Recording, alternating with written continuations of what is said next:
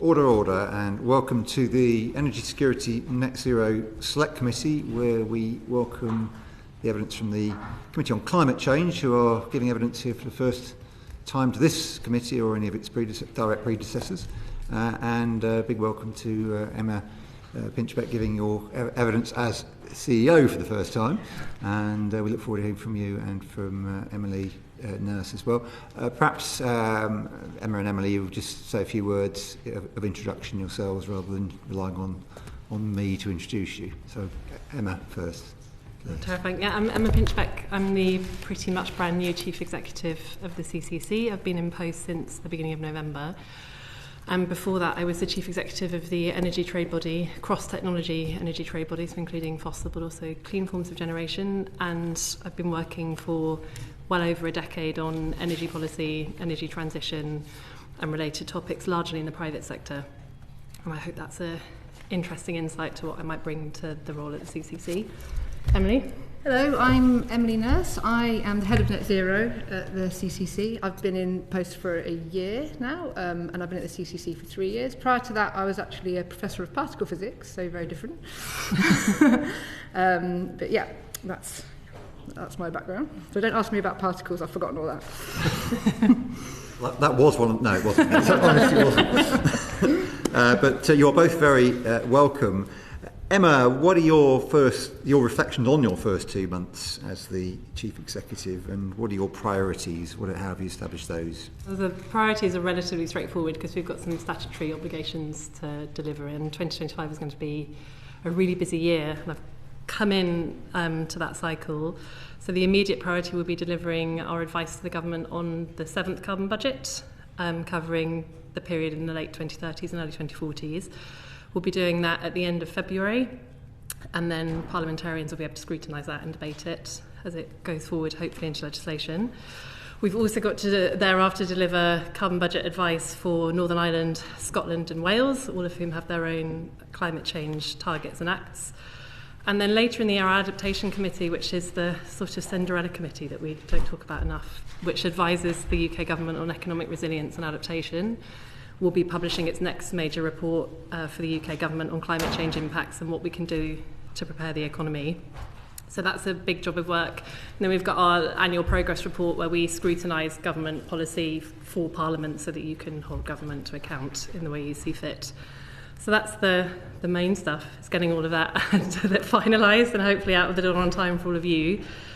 More broadly, coming in, I think I've mentioned one already, but from the outside looking at the role and remit of the committee, I do think the adaptation work that the committee does could do with more light, more visibility in discussion, more visibility in government. I think we're seeing from some of the impacts economies are facing that is increasingly important. I think the public are very aware of it. So I would like to give that committee more profile in the job. And similarly for devolved nation reports, which I think kind of fall out of our UK advice, but all of whom have their own priorities that we should talk to more. I wanted, when I kind of came into the job and was interested in it, to bring together some of the economic transition that's happening, the very powerful energy transition, some of the economics we're seeing, falling costs of batteries, falling costs of renewables, the knowledge I have from the energy industry and the private sector, and bring that to the work of the CCC. And then I think, just stepping back from that separately, it's clearly been a very challenging period for people. And in my last job, I spent a lot of time talking about energy bills, cost of living, what we can do to support people through a very difficult economic period. And so distributed impacts, this question of funding and fairness and how the costs and benefits of the net zero transition or the energy transition fall in society, I think is really important and becoming increasingly important. A lot of this, Emily and others who know what they're doing had already started looking at for CB7, so just to trail some of what you'll see in CB7, in Carbon Budget 7, is already underway, but I think more of that in my time as Chief Exec will be priorities. So that's the high-level to-do list. You can hold me to account for it over the next few years. Yeah, sure. Well, there'll be lots of questions digging into the detail of what you said. You said you intend to support government in the transition to net zero in the way that most benefits people and the economy. Do you want to say what you mean by this, how it might be achieved, and what the biggest barriers are to making it happen? Yeah, it's a big question. Yep. And I don't want to end up repeating ourselves through the other questions you've got, but just in terms of high level, on the role of the CCC in our remit, I think I've worked with the CCC in all my jobs, actually, in the private sector, in the environmental movement, and now actually as a civil servant in the CCC. And I think its role is not necessarily well understood. And it's often the good thing about the job is the weight of influence that you have, that the expectations people have of you, parliamentarians, the environmental movement, others. But I think it's really important to say we're the advisors to government. Our job is to help and support government and parliamentarians, but it's ultimately for you in this room to set the delivery pathway, to set out policies that get us to the targets you've legislated. And I'm really keen for us to make real that advisory role, and for politicians of all kinds of colours to be able to talk to us about policy alternatives and routes through to delivery.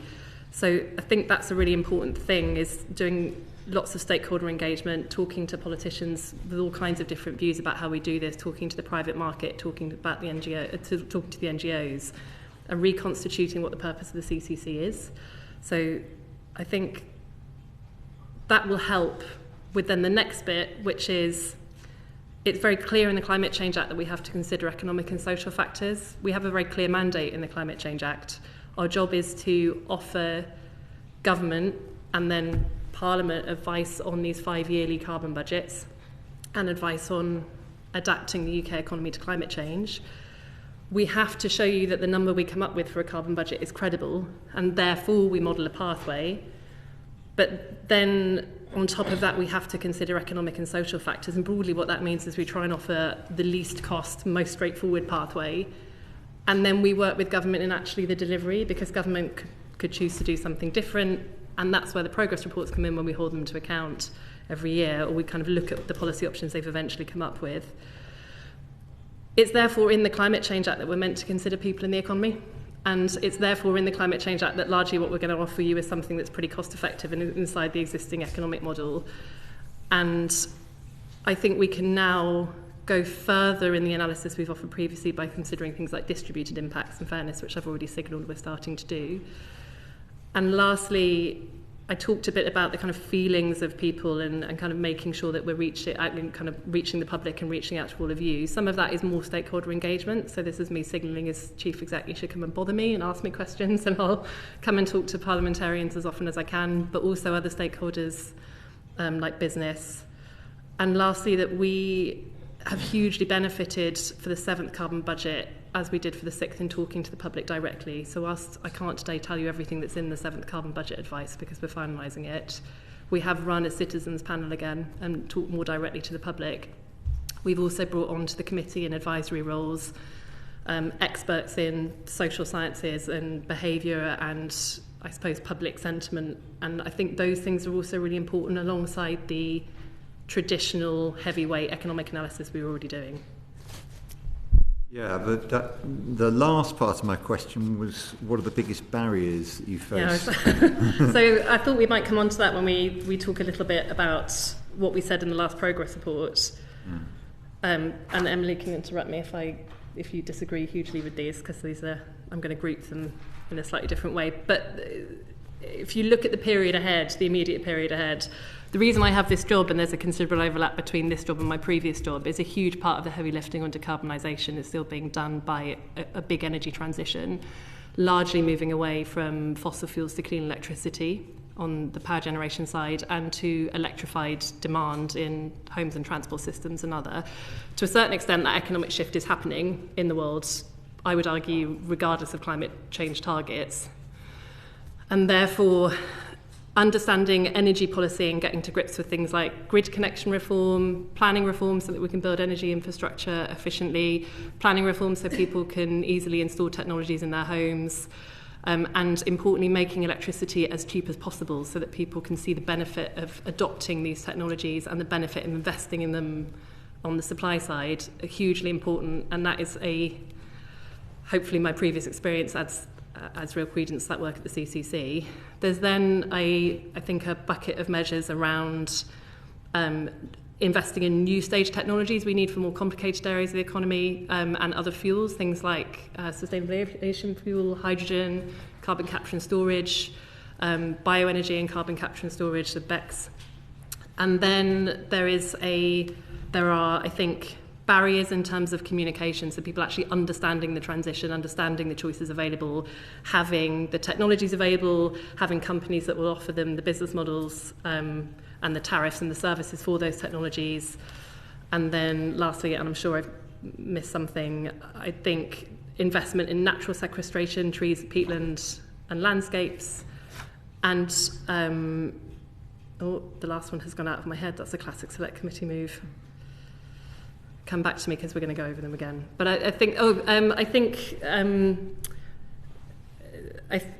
no, I'll come back to it. I'm sorry, that was a good counter through. We've got 10 recommendations in the previous progress report, which we'll come on to. We will come on to them in detail. So we'll have plenty of opportunity to. I mean, there are a lot of barriers you listed there.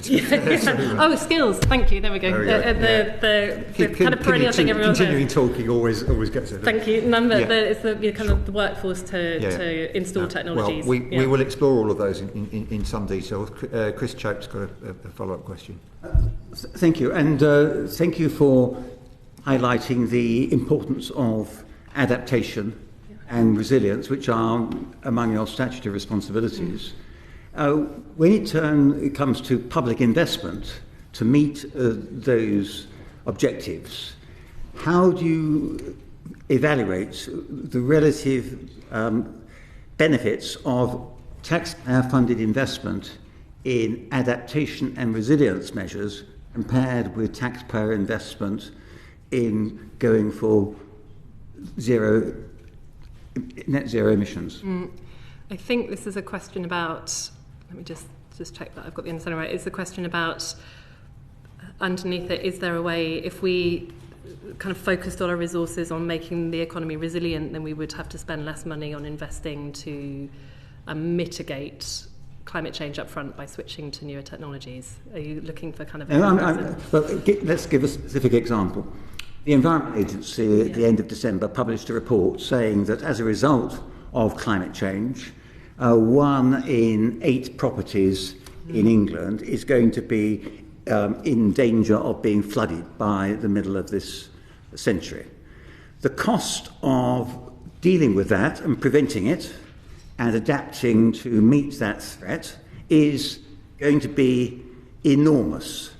And there isn't any evidence from anything I've seen in your report so far to suggest that you are putting sufficient pressure on the government with the financial issue around expenditure on public expenditure coming up next year. It doesn't seem as though you're putting sufficient pressure on the government to respond to that crying need. I mean, you only have to look at the television over the last few days to see that this threat of flooding is far more realistic than the threat that we're not going to meet net zero by 2050, which is to a large extent not going to make a hapeworth of difference to whether or not their house gets flooded. And so what are you doing about it, bearing in mind that your own report in 2023, your progress report, highlighted this? You then did a follow-up programme last year in which you commented on the failure of the government to deal with the National Adaptation Programme. In that commentary, you highlighted good practice. You referred to the United States investing some $6 billion in making communities more resilient to the impact of climate change. You highlighted the Canadian adaptation strategy, which is specific. It's got specific aims and objectives and how you're going to meet them. And you highlighted the Delta programme in Holland, which has an investment of 27 billion euros, so that by the 2050 they will be able to deal with threats of flooding on the basis of 1 in 100,000 year risks. In my constituency, we can't even get sufficient investment to cover the 1 in 100 year risks. So you highlighted these manifest failures in your report earlier last year, and now you're talking about another report come October. But why aren't you doing something to ensure that what you already put on paper is delivered as a priority? And why don't you say that this is even more important than investing taxpayer subsidies in windmills? I think the last point, I think we'd say you definitely need to do both. But on adaptation, I'm really grateful for the question, because I think you're absolutely right. It hasn't been given enough attention in government historically. We've said that on the record. I used my first interview to say it again. I highlighted it in my opening remarks as something I'd like to see achieved. There's a few reasons, just in terms of the Climate Change Act, why the Adaptation Committee gets less profile, one of which is the subcommittee in the Act, and the main committee is the Mitigation Committee. I think that tells you that in 2008, adaptation was kind of less present for people, but we're feeling the impacts now.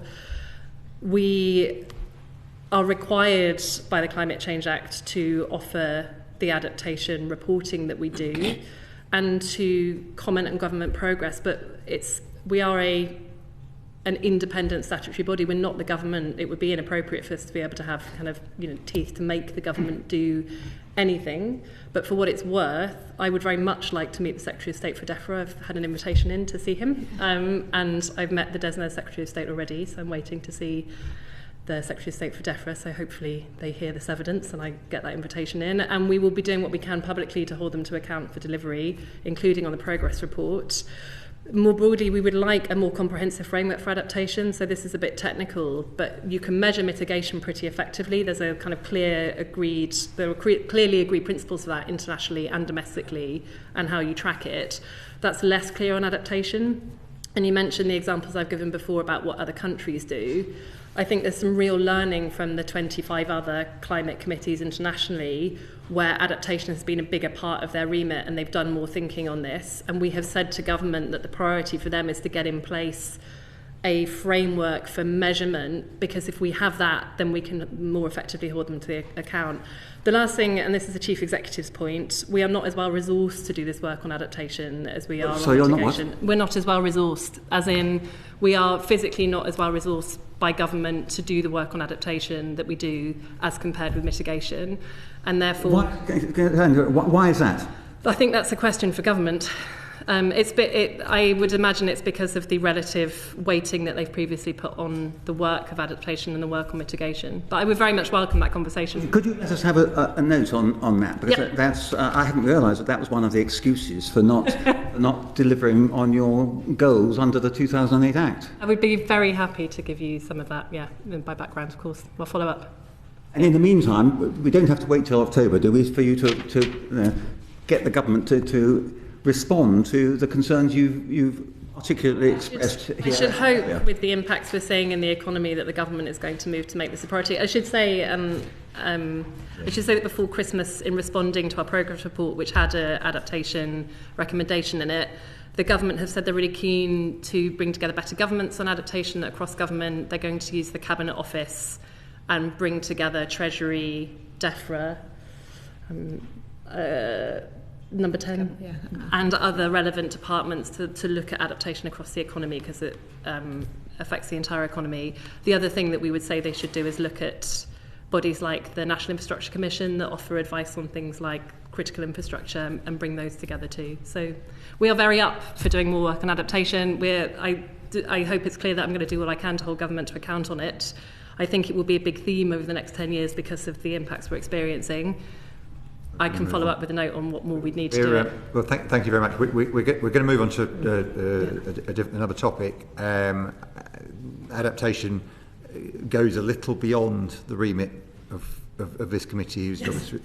Our main task is to hold the Department for Energy Security Net Zero to account. This is one of the challenges, of course. I think it's highlighted the multi-departmental agendas that you are commenting on and working to. So perhaps that's something for the Secretary. I wish you well in getting your meeting with the Secretary of State. Thank you very much for Environment, Food and Rural Affairs. We will just on a matter of fact.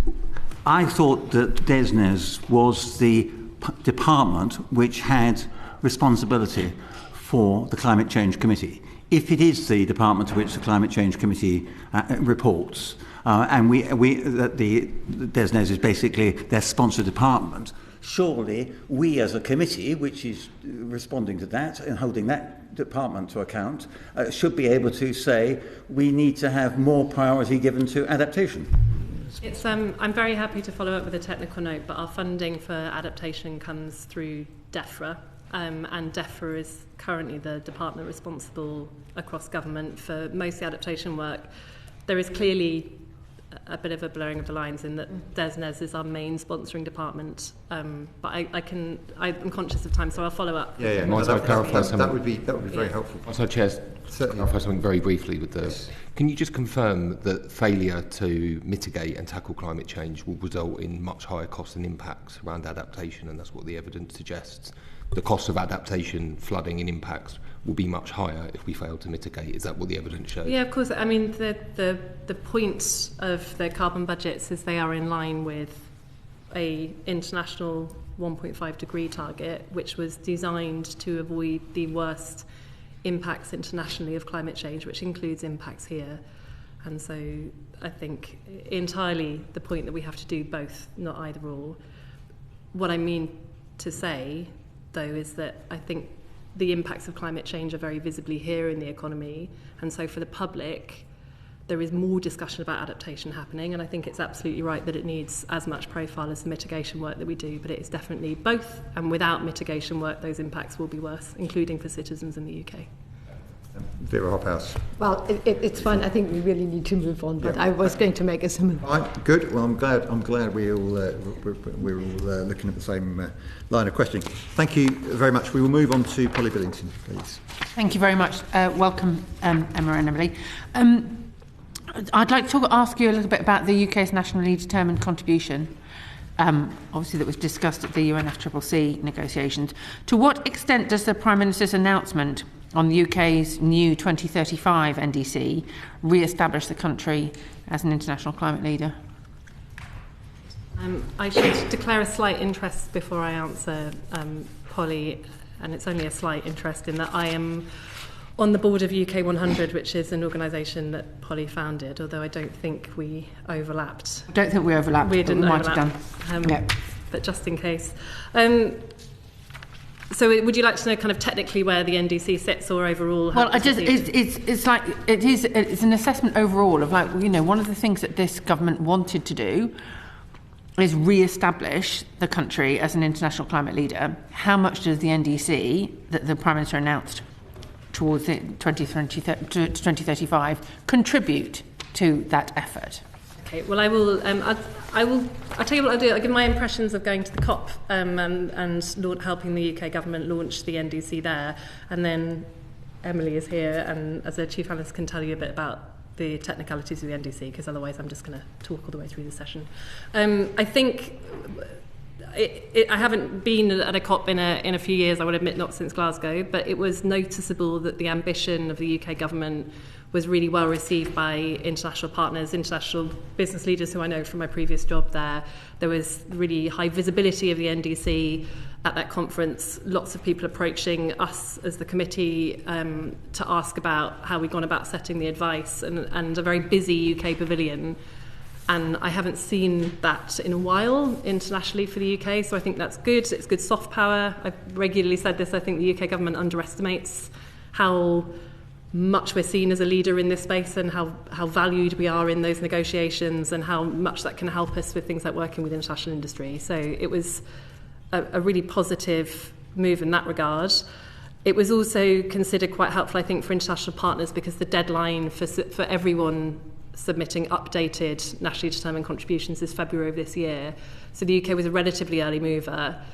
And because our NDC is grounded in independent advice and seen as very robust, informally negotiators felt it would help other countries come into ambitious settlements of their own. So we'll wait and see on that.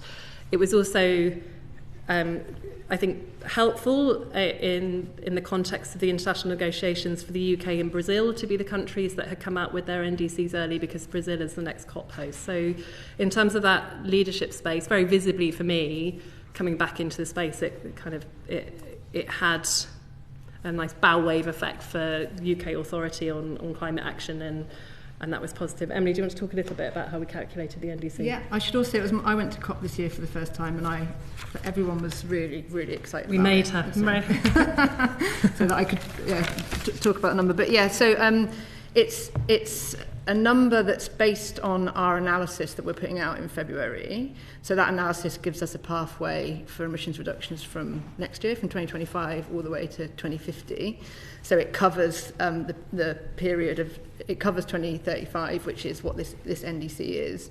And it's consistent with the 6th carbon budget, which is already in law, which is 2033 to 2037. I mustn't get these ranges wrong. So it is consistent with that number. So it's something that the UK is already committed to and was shown in our 6th carbon budget advice that we gave in 2020 to be feasible. We've updated that advice, so the details underpinning it are different. So what exactly happens are different, and that will give all that information in February. But it's updated based on the latest evidence that we have, on what's feasible and what's cost effective, and so it's a really ambitious but also crucially feasible number. But Okay. I'd say, in terms of answering your question, I really did feel like the buzz, as Emma said, in COP, in that sort of it felt like this was something that was people were sort of gaining momentum from. So. It was good for the vibes. Can we go into the detail? What Yep. elements must be included in the detail supporting that headline NDC so that it's credible and world leading? So that basically the vibes turn into something. So more I'll substantive. talk a bit about the delivery side, and then you can add anything you want. So I think really that's a number, and it's a credible number, but we need to show that we're delivering it. And we also have a 2030 NDC. That's not long, that's in 5 years, Yeah, right? it's not very far and that's a 68% reduction on 1990 levels, around a third reduction from 2023 levels. So we really do need to up delivery. And what we had in our, we'll get to this I'm sure, but in our progress report, we looked at government's plans going up to the 6th carbon budget, which included the 2030 NDC, and of course this new 2035 NDC, which will be consistent with that. And we identified quite significant risks in the plans for that, with only about a third covered by what we would call really credible plans, and around 40% carrying significant or really no plans at all in there. And so what we would expect to see next year, the carbon budget delivery plan, which is what we assessed in our progress report, shows this pathway, and it shows line by line policies that go from today's emissions, that get you to the emissions to the target. That's going to be updated in, I think, May, or certainly at some point this year. And then, of course, we've got new policies coming out. We've got the Warm Homes Plan, etc. And so all these things together need to show that this delivery of the 2030 and 2035 NDC are credible. And I think that's really what will strengthen the sort of signals there. And how can the new target be delivered without substantial climate, without significant behaviour changes from the UK population, do you think? Want to start, or shall I start? We've got, so the advice date is 2035. So the NDC, the deadline is 2035, and the nature of emissions reduction to that point it's the story I told you at the beginning, which is a lot more clean power generation, largely, and then people adopting technologies to utilise clean electricity in their homes.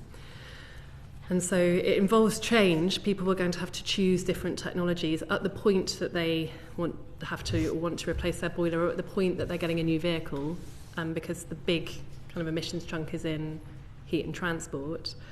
But we're not talking about people radically changing the way they live their lives to meet this NDC. So, people will still have warm, comfortable homes. They'll turn the heating on as they do now. They'll still drive cars. It's just that there should be a technology change. And I'm always nervous about saying everything's the same, because for people choosing different technologies feels like quite a big change. A heat pump is different to a boiler. I have an electric vehicle, and I will tell you for free, we forgot to charge it in the first week that we owned it, and then had to walk to go and get our children from nursery and phone help.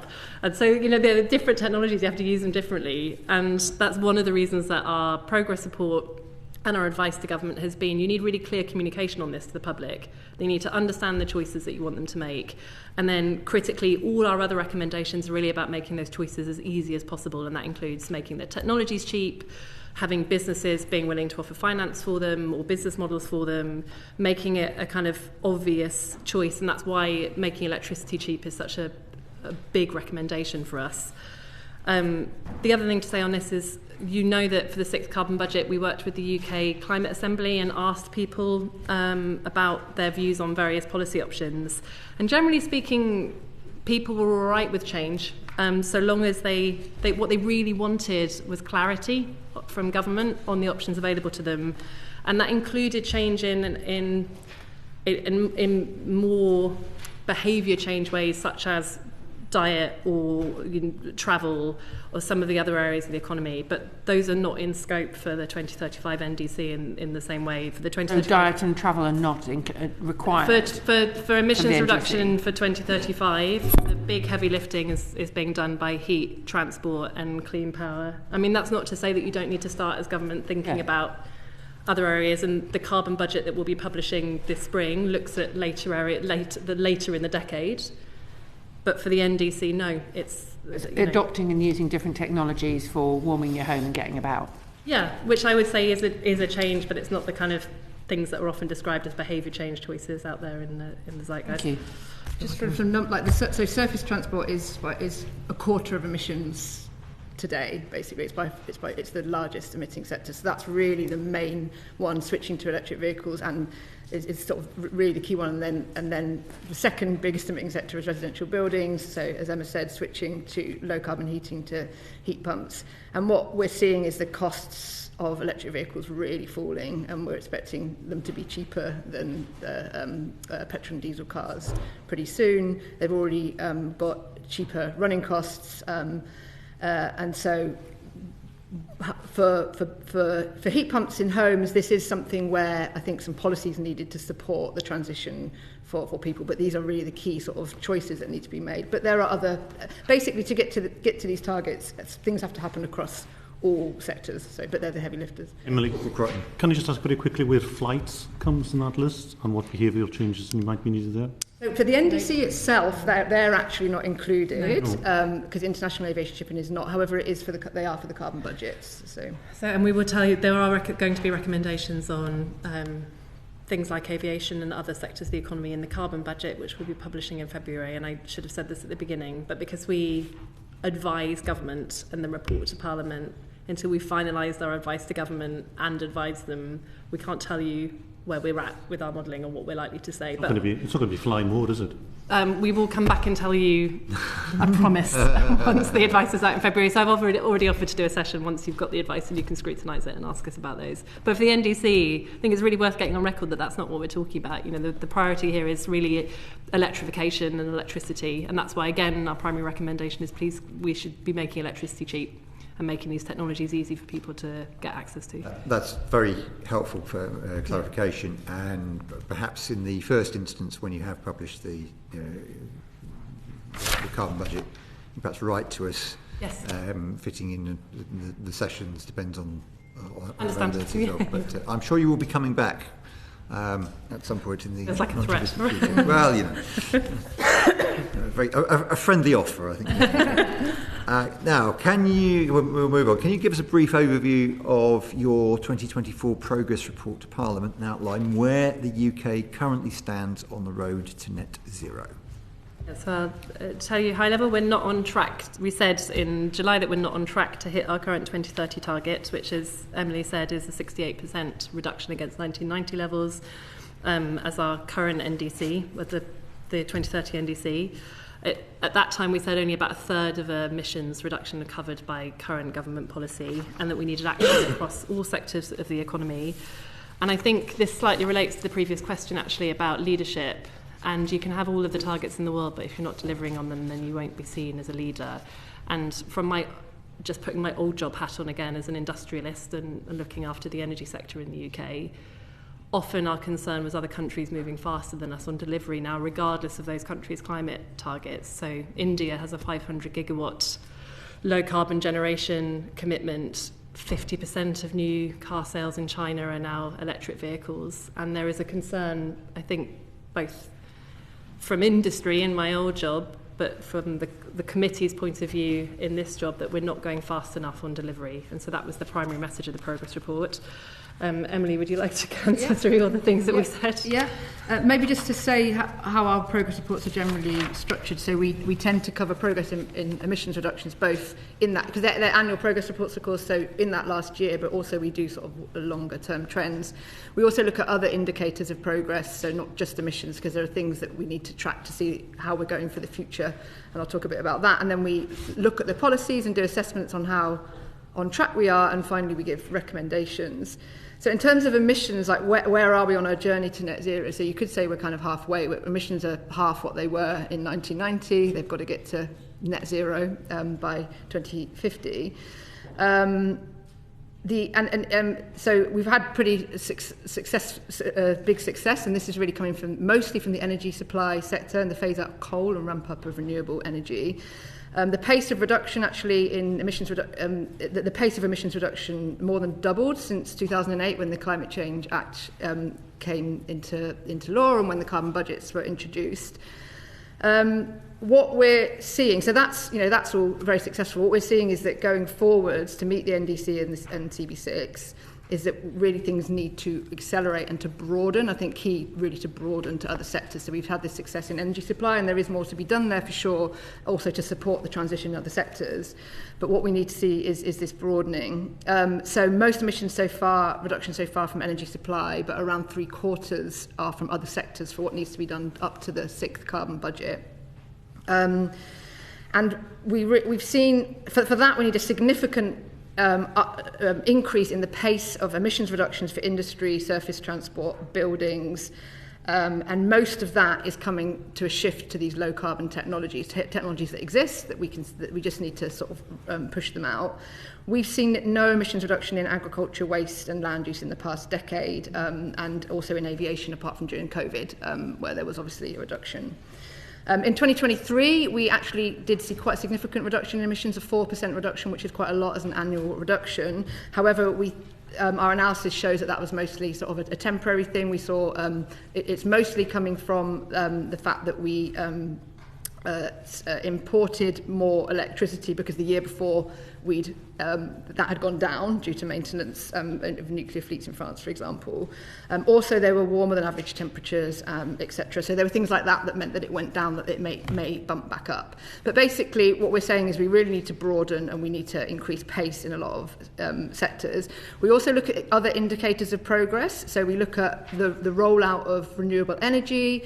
All of those really need to increase. Offshore wind 3 times, onshore needs to double, solar needs 5 times. So we actually scored those as off track just because of the real increase that's needed. Heat pump installations are really off track. We only have about 1% of homes in the UK with a heat pump. That's a lot less than almost all other European countries. We installed 60,000 in 2023. That's got to ramp up by a factor of 10 for the government's own target by 2028. But this is a big sector, and so we really need to accelerate there. Electric vehicles are starting to ramp up. There was a bit of in our progress report, they sort of levelled off, but we have seen an increase again this year, but we need to be approaching 100% by 2030. Peatland restoration and tree planting also off track.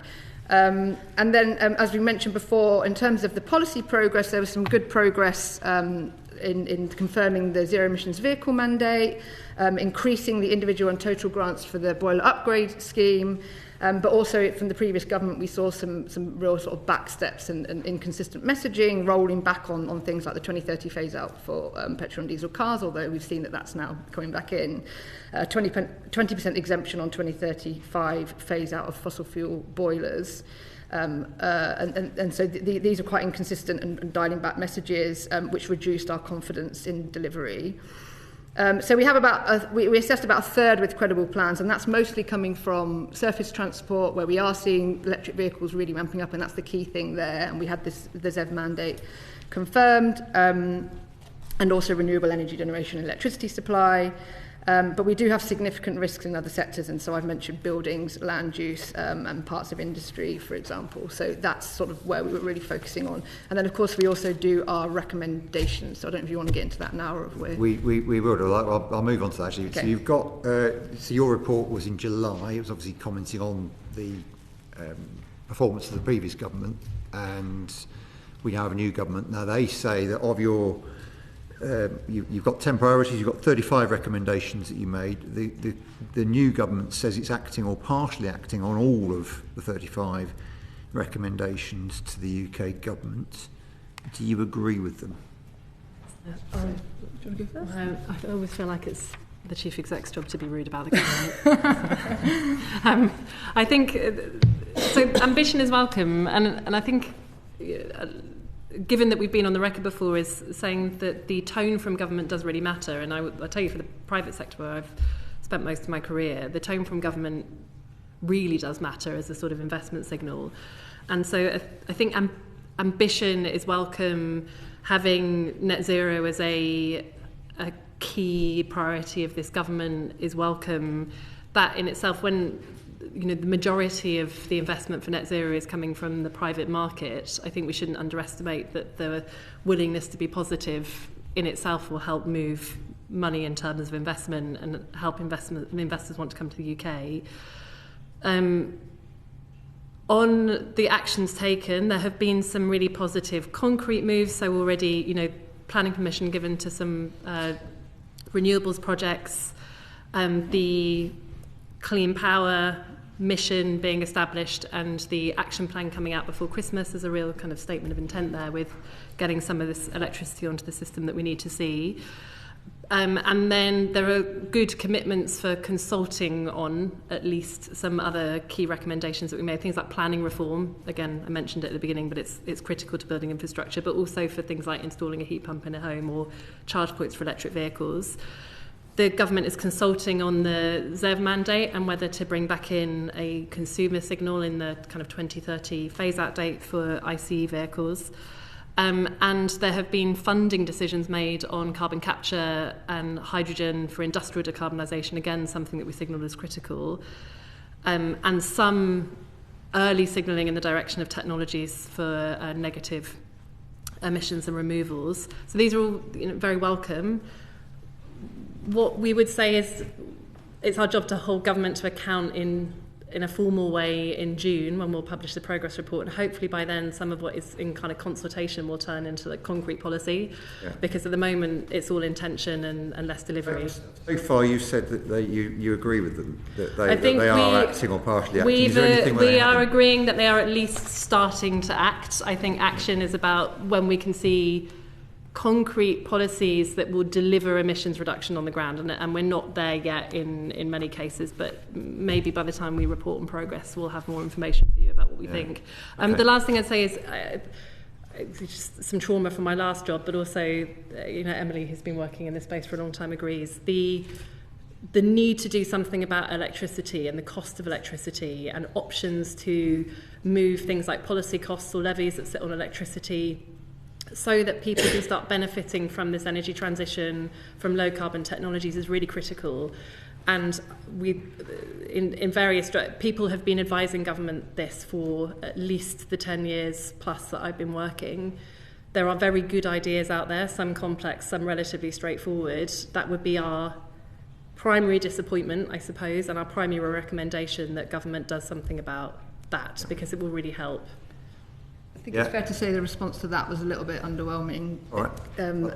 And this is, maybe just to say, this is a recommendation that's been being made for a long time and agreed with and accepted for a long time. And in the Powering Up Britain in the previous government, it was the commitment was to have that affecting prices by the end of 2024.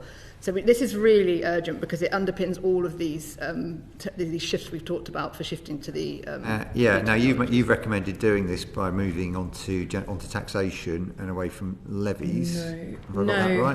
No. So we have recommended moving the levies, but there are options available to government about what they do. So there are merits and weaknesses in both. If you put the levies into taxation, then there is a cost to the exchequer of doing that. if you keep it on electricity bills, or if you put it onto gas bills, funding things through bills is regressive, but people are really struggling with bills at the moment, and the people that have higher gas bills are often vulnerable, so there's a kind of issue there. You'd need to do that in conjunction with some kind of support, I would suggest. That's speaking from my previous experience rather than a kind of committee view. I just stop you there. Nesta make quite a compelling argument that it actually helps to move it to equalise the levies between gas and electricity, and then actually that poorer households see a bigger benefit than wealthier ones in terms of bill savings relative to their income. Do you find that probably the most compelling and balanced approach? Which is what they're saying. We've seen the Nesta report, and I think the team are looking at it in the context of the advice for CB7. And again, I know this is frustrating, but we can't absolutely tell you where we've got to with Carbon Budget 7. Apart from that, overall, we've looked at distributed impacts in the economy, and in many cases, low-income households benefit from being able to take on these technologies. That's because, for example, often high-energy users are vulnerable users or in low-income households. If they have access to technologies with cheaper running costs, which a efficient heat pump with low-cost electricity would be relative to a gas boiler, those houses disproportionately benefit. The other thing that we're looking at is whether investing early in those technologies or being able to get access to them earlier in the decade, again, has a bigger benefit than investing in them later. And again, that speaks to how do you make sure that low-income households and others can access those technologies, and this kind of question of fairness. Now, it's the first time we've done distributed impact analysis. It will be, I'm able to say, it will be quite high level. But I think this kind of conversation is really important. And overall, we've always been clear that the economic case for decarbonisation is really good. And increasingly, we have an evidence base to say that there are benefits to low-income households. Just very lastly on this electricity point, I've come off the back of working on an energy crisis where consumer debt is at the highest level it's been in decades. Gas prices are currently the highest they've been in 3 years. I asked some of the traders this morning. There is volatility being priced into the market again because of geopolitics and political change. You're an idiot if you speculate hugely about wholesale prices, but it's not sunlit uplands for the next 6 months or so. Bills look like they might go up again, and the primary exposure on bills for UK consumers is the amount of gas we are dependent on in our energy system, half of which goes for heat. And there is very little we can do about the price of gas in international markets in the UK. What you can do is reduce your demand for that gas. And so making electricity cheaper but giving people access to these technologies is likely to benefit people, particularly people that have been so exposed to the gas crisis. Yeah, making electricity cheaper is one of your 10 priorities. Is it the hardest one for government to deliver, or would you say there's another one of the 10? Have you tried doing planning reform? I think no. We haven't ranked them in hardest. Yeah, we haven't ranked them in hardest. We're not politicians or policymakers. You guys in this room will be able to tell us what you think the hardest things to do in that list are. But I think some of this stuff unquestionably is challenging. The reason I ask is you spent quite a lot of time on it. You honed in on this point about making it it's so important. It's so important. For the whole transition to get going. It's like we're just sort of I think it's a measure of its importance to the energy transition and I think the economy as a whole, but also for where the emissions reduction is coming from for 2035, which is the primary purpose of this inquiry. Great. We're going to Vera Harpass for one. Just a small question around the cost for low-income households. Obviously, we always say the cheapest energy is the energy we do not use, i.e. it's also about insulation programs. And here, I think, isn't there a piece that could be done around low-income families living in rented accommodation? Isn't that something where the government should really focus on and has not really focused on at all? These things are all interlinked, aren't they? And are you, as a Committee for Climate Change, going into the details of where the government can also just simply encourage that we don't use energy in the first place? So we're certainly making recommendations on energy efficiency. and we'll be looking at the Warm Homes Plan, which I think the full detail of which we're expecting from government hopefully this year, and hopefully before we report on progress in June. Not just before, we've got to read it. Yeah, there's a plea to government. And they've already announced some measures which we've welcomed. So I think the additional funding that was in the budget, an extra £30 million, so there's a total of 180 million funding for the boiler upgrade scheme is welcome. I think they were very clear in their manifesto that energy efficiency would be a priority too. And other than that, we're still waiting on the detail in the Warm Homes Plan. The thing that we'd say, as Emily said, is progress on decarbonising buildings is behind where it should be. You know, of all the areas of the economy in the 2030s that we look at, that's the one where we think there's the biggest gap in terms of, you know, government ambition versus government policy. Electrifying heat is a big chunk of that, but we also do need measures on energy efficiency too. And then within that, you asked about private rental. Yeah, you know, we've made recommendations previously on things like private rental standards. You've got new build homes, you've got non-domestic and public buildings, and in all those areas, we'd say there's more effort needed, I think. But the Warm Homes Plan is coming out this year, and then again we'll be able to give you more detail once we've had a look at it about whether it's sufficient. And I recommend the committee's report that is about to be published on the same subject following the inquiry of the previous committee, which we did a follow-up session on. Right. We are working on that shortly. Thank you very much. We will move on to Torquil Crichton, who's going to ask you some... Thank you, Chair. Thank you. Hello, Emily and Emma. Welcome to the committee. Thank you for your evidence. I'd like to say Happy New Year, but your evidence doesn't give me any reason for optimism. No. Less than 5 years until the 2030s. 4 years, 11 months, and how many days. Are we actually going to reach our climate change targets? Yes or no? I'm going to say, I mean, that's wildly speculative. So Emily, as a former professor, won't wildly speculate about anything, which is something that I'm learning when you work with a team of scientists and analysts. But I am free to wildly speculate. I've been doing this, you know, like well over a decade, and out to 2035, as we've said and kind of illustrated, a lot of what we're expecting to change in the economy is technology change. It's electric vehicles coming in instead of internal combustion engine. It's renewables coming in rather than a coal or gas plant. It's the technologies that support those renewables like batteries. It's household level technologies like heat pumps or maybe even solar panels and storage. And I was the spokesperson for the energy sector, and I would have given you the same answer, which is if you look internationally, the speed of the energy transition has been remarkable, and remarkable in hopefully a positive direction, in that we all, including the committee, got our numbers wrong on how fast the cost of batteries could come down, how many renewables we could accommodate on the grid, you know, what percentage penetration of renewables would be fine with security of supply, the cost of those renewables, the rollout of electric vehicles, which in China and other parts of the world has been astonishing. So the market, I think, is with us in terms of delivery, and I've seen the private sector go far faster than anyone thought was possible. I think the question mark over whether we actually deliver is how fast government moves to remove the regulatory and policy barriers in the way of that market and to help consumers access these technologies. And so can you get your planning reform done? Can you get your grid connection reform done? Can you make sure that your renewables auctions deliver this spring and next year? Can you clarify for householders what we're expecting them to do in terms of adopting heat pumps? Can you get the business models away so that those heat pumps are cost effective? You know, which businesses do you want to offer green financing?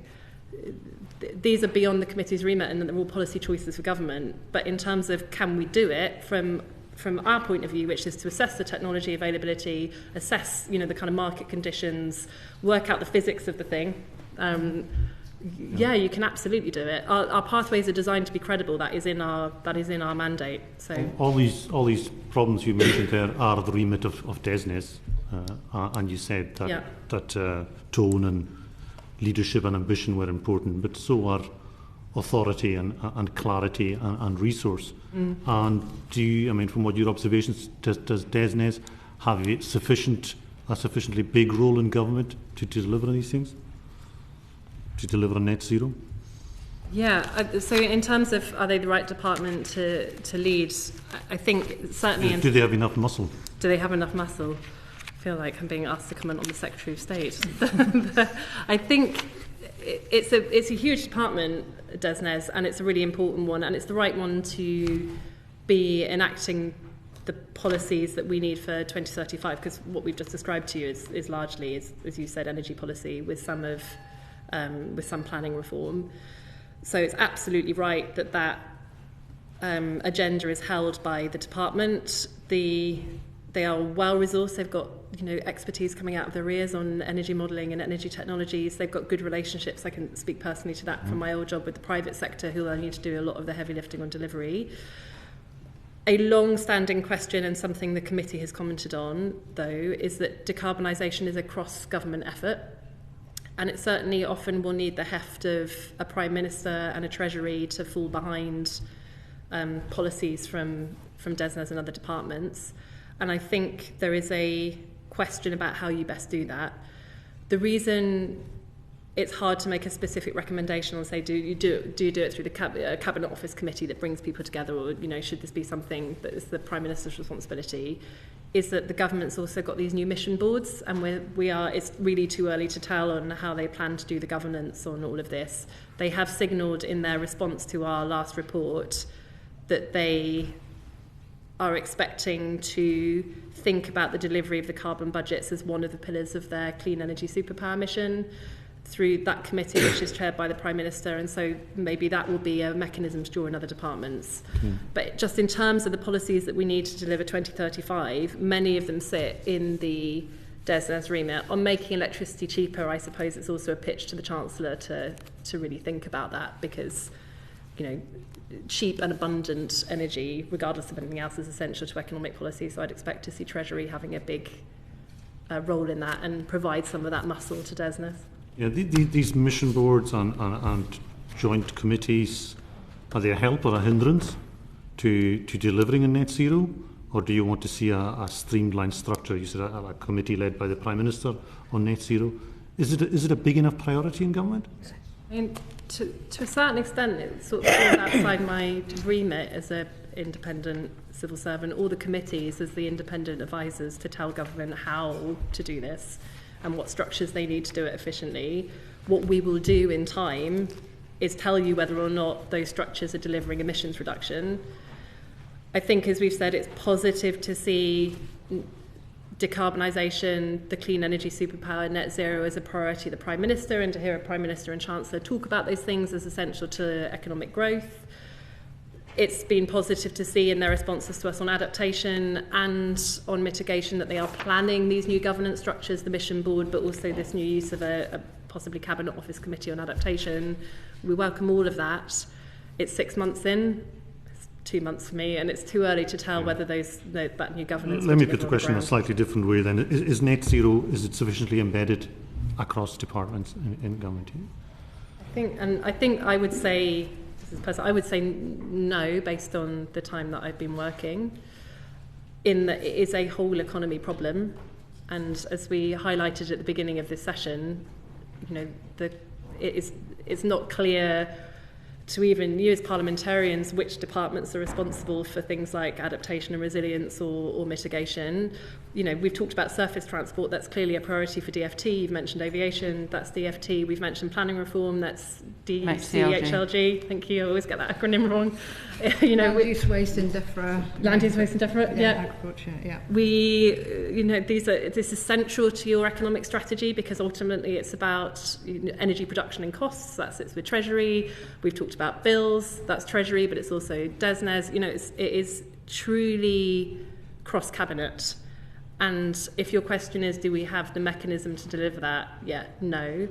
On a personal level, one thing I've done since taking the job is write out to all of those Secretaries of State that I've mentioned and offer to brief them as part of the formal briefing that we do on the next carbon budget, because we think it is essential that is held as a kind of cross-government responsibility, in as much as our sponsoring department and the Secretary of State that I work with most is in DESNES. Your predecessor, of course, heads up mission control, which yes, you've noticed. presumably is there to address the analysis you've just set out. How confident are you that? How confident am I? I mean, that's an effective approach. It seems unfair on Chris to make another joke about marking his homework, but I'm sure he's prepared for us to do that job in time. I mean, I think as the evidence from me moving over from the energy sector to this job, there is a big overlap in energy transition and kind of energy planning and policy and decarbonisation, particularly pre-2035. And so I'm sure Chris will take all of his knowledge from the Climate Change Committee and then deliver in that role. And if he doesn't, then we will tell them in due course. But yeah. Indulge me and forgive me for one kind of off-turf question, but one government has abandoned its climate change targets. That's the Scottish Government. Gave up on them. From what you said in your preamble, you advised the Scottish Government on climate change as well. They're, I think, talking about moving to a carbon budget approach now. So they are setting new carbon budgets. It's a new system for them. So a part of our job will be, well, the committee's job will be talking through how carbon budgets work. And I think, doing quite a bit of work with the Scottish Government on how this works overall as a mechanism instead of the targets that they had previously. Our advice to them will be coming in May. I think that date is public now. And we're confident that that will be effective, not least because it's been effective in the UK, but it also matches what the UK-wide policy is. Let me ask my first question another way then. Are we in danger in the UK government of repeating the mistake that the Scottish government made with over-ambitious climate change targets? In what way, sorry? They set a target of 75% reduction by 2030. Are you talking about specifically about the 2030 target? And there's a big difference in that one in that they went beyond our advice. So that was set more ambitious than we showed as a feasible pathway. Whereas so far the UK has carbon budgets and NDC targets have been set in line with our advice, which we have demonstrated a feasible target. So there is a big difference there. Okay, thank you. Thanks. Julie Minns. Thank you, Chair. Just to probe a little bit further on how embedded net zero is across government departments, casting my eye at your CCC progress report, one of the things that strikes me is the reduction that is required now on surface transport. In that context, is it the right thing for the Treasury to continue to freeze fuel duty? So, this is one of those unfortunate answers where we can't tell you exactly what our updated advice will be in the carbon budget. One thing to signal, though, is in as much as we can do, in terms of offering advice to government, we endeavour not to be really, really prescriptive about the exact policy tool that government should adopt to deliver a thing. That's because we're not the elected government, they are. What we can say, and will say more on, is sort of what conditions can we see in the market that will cause people to adopt electric vehicles as fast as we need to. I am reluctant to say more than that because it kind of precludes what's in the advice. I suppose what we can say is that actually electric vehicles are already cheaper to run, and the upfront costs we're seeing are really falling, and we're projecting that they will be cheaper really soon. So and to your question also about are we going to hit these targets, these things, they suddenly start happening, right? Once it reaches that point of being cheaper, which we think is happening soon, we are hoping we'll see a really quick transition there. So. And I think we'll offer a kind of range of options to government on surface transport. But again, some of this is about, what is the private sector doing well? What do consumers feel confident in? Where does the state, need to intervene because the technologies are at early stage or the regulatory framework prohibits technology adoption and so on. And Emily said this earlier, but it's a heat where we think the government needs a much bigger role to help people access these technologies and to be clear about, which technologies we want people to have and to intervene to make sure as many people can have them as possible, versus EVs, which are slightly further down their technology development curve and are beginning now, there's an unfortunate pun, to accelerate. And the UK overtook Germany last year for electric vehicle sales, which is a good sign. I think there are issues in that market. We're not saying the government doesn't need to do anything, but EVs feel like a consumer product that people who are able to are beginning to adopt. And so, we might argue that things like making sure the charging network is available for people is as important a measure. But we'll say more on it on CB7. And I promise we will write to the committee bill. You can have us back at a time of your choosing. Yeah, we'll have some more questions on transport a little bit later on. And Claire Young is going to ask you the next set of questions.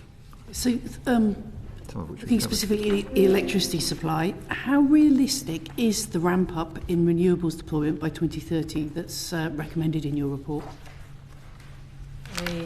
Again, I think this is a similar answer to one that I gave earlier, which is our part from the committee's point of view.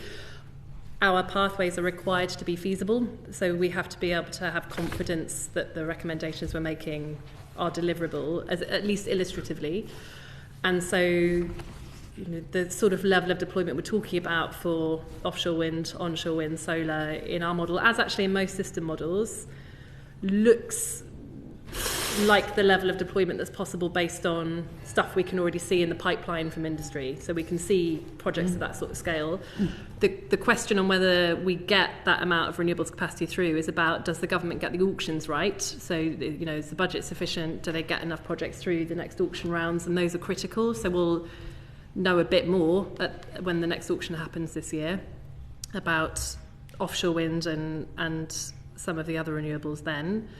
But it's also about, can you physically build the projects? And that comes down again to how fast government can do what it's committed to do in the Clean Power Action Plan that came out before Christmas, which is where they are describing what they're going to do on grid connections and on planning reform. It can take 15 years to get a grid connection at the moment. So even if you have the project and you have the financing, actually connecting it to the grid takes time. Again, there's no physical delay there. There's no reason why we can't go faster, apart from the regulatory system and the regulations that sit around connections are slow. So, again, very feasible, a model to be feasible. We take, if anything, a conservative approach to technology rollout and readiness. Our models are not dissimilar to what government can see in their models. They are, I promise you, not dissimilar to what I could see when I was sitting in an industry job with industry data.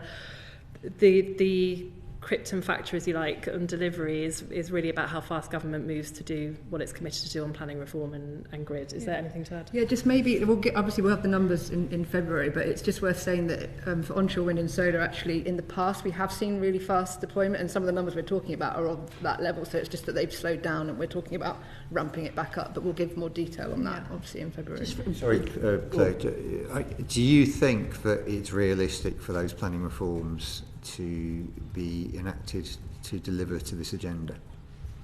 I mean, I would say so. It depends on what the government chooses to do, but just to give you an example, I think the Secretary of State already called in a couple of large projects which added a significant amount of solar and wind capacity to the pipeline on coming into government last summer. So the government can move quickly.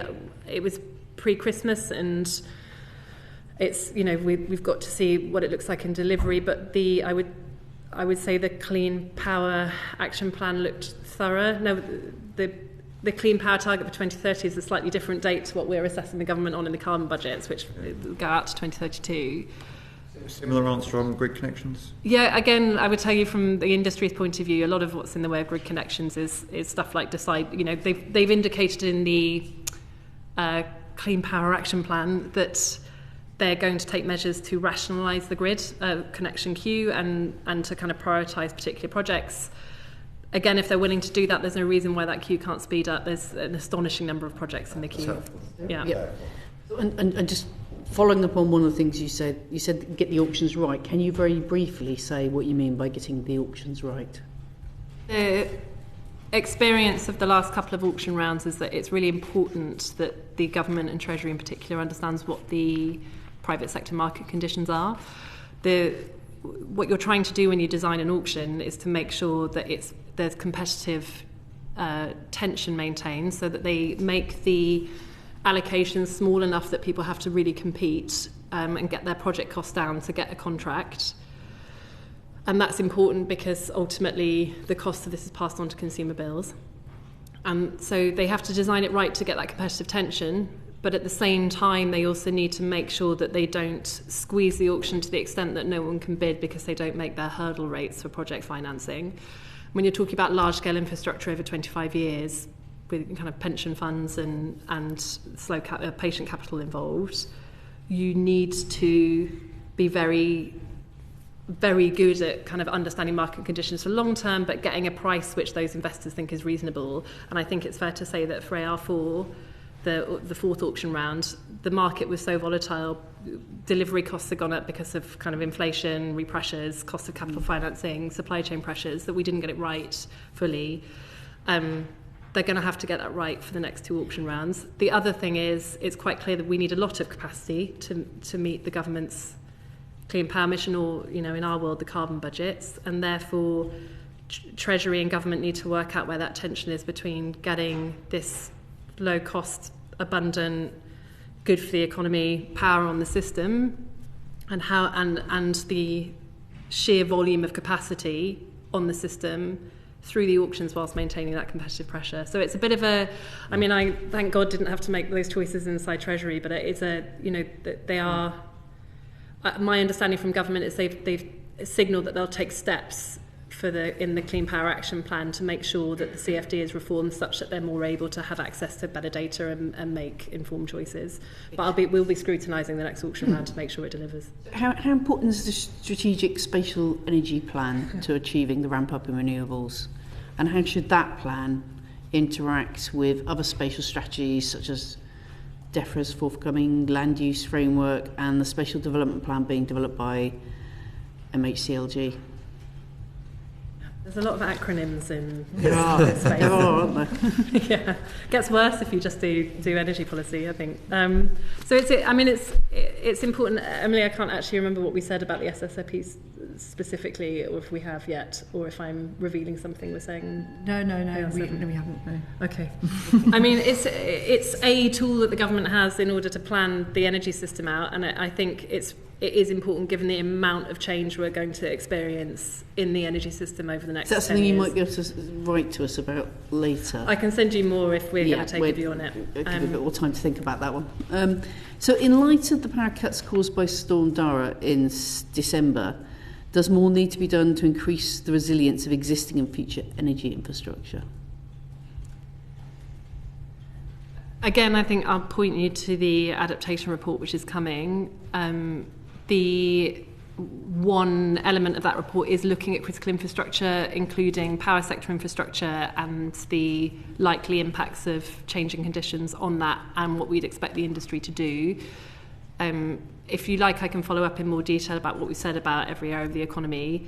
The power sector is already thinking about this. So kind of some things would be if you're running a nuclear power station, you need to be sure, for example, that you've got access to water, and things like flooding and or drought conditions can be problematic. That's the same for other kinds of power plant. If you are trying to build offshore wind farms out at sea, understanding weather conditions is important. You know, we've had extreme heat which can affect both energy demand and then the condition of our infrastructure. So all of these factors are being considered by the industry. We've done quite a deep dive on the power sector, and we'll say more about it in the adaptation report this year, and I can write to the committee with specifics if you like. Okay.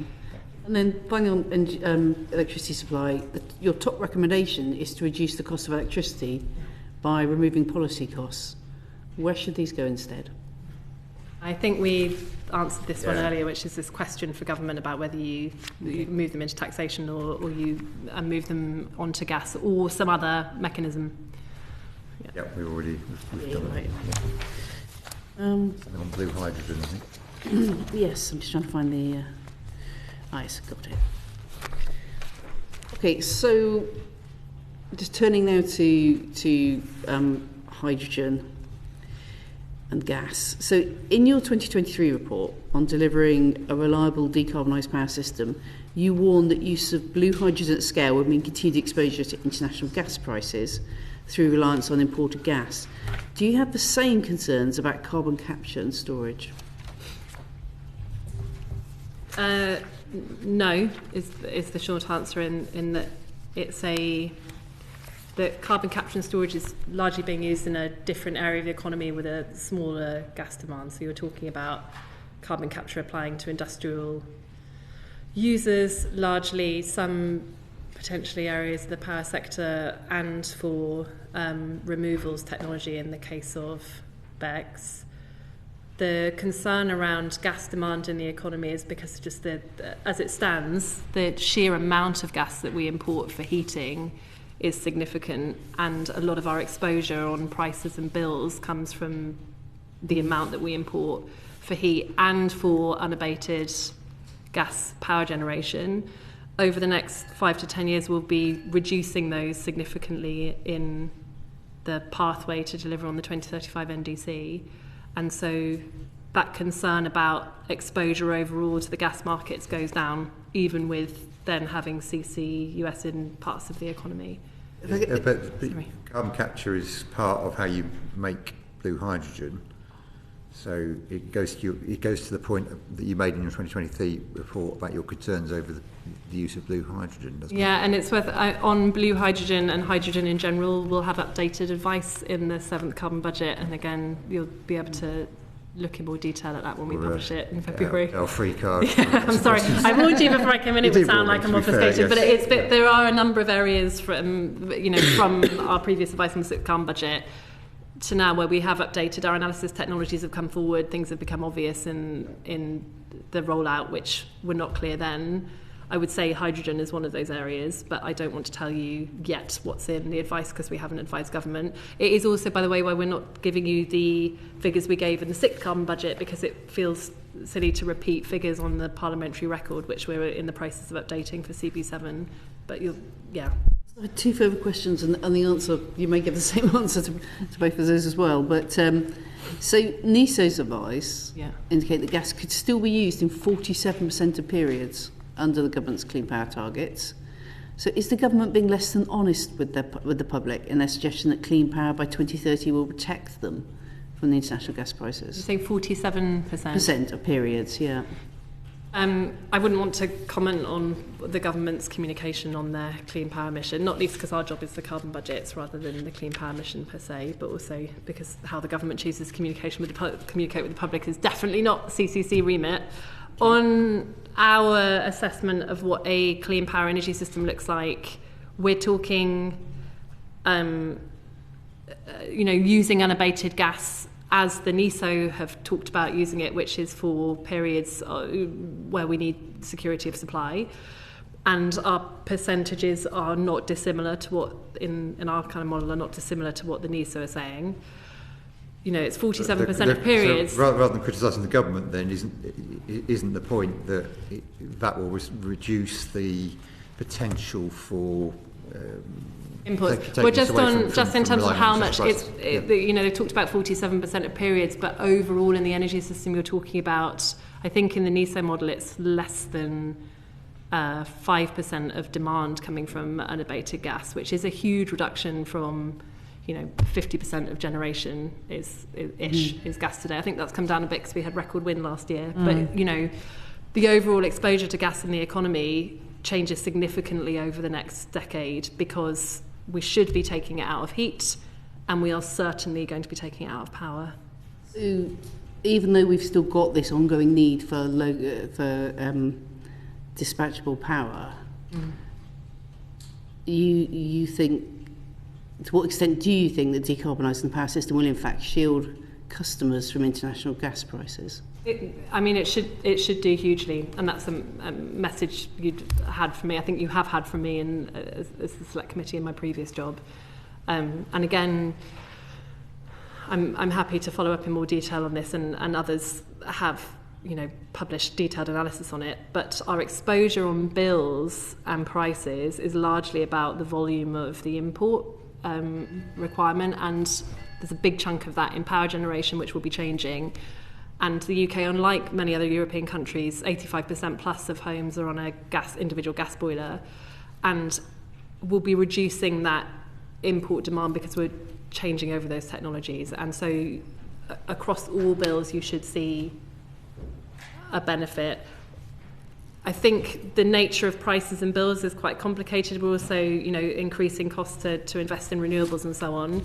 So I'm not going to immediately promise bills, come down today. But we are clear in our models that there is a benefit for both the economy and individual households from making these changes.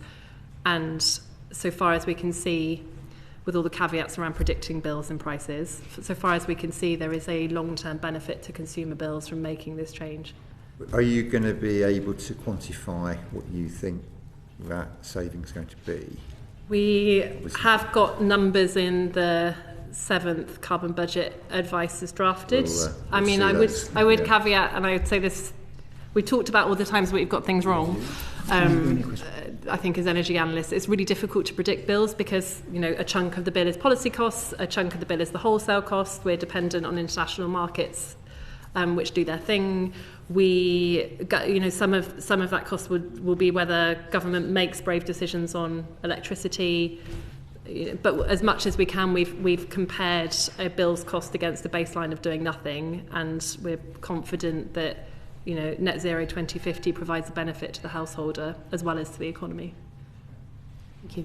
Again, we look forward to reading your analysis in a few weeks' time. I'm very sorry about the timing of the session relative to the timing of our advice. That's great. Polly Billington, please. Thanks. This follows up on some of the conversations we already had. It's about the Warm Homes Plan in particular. How far does that go towards meeting the challenge of decarbonising the building sector at the required pace?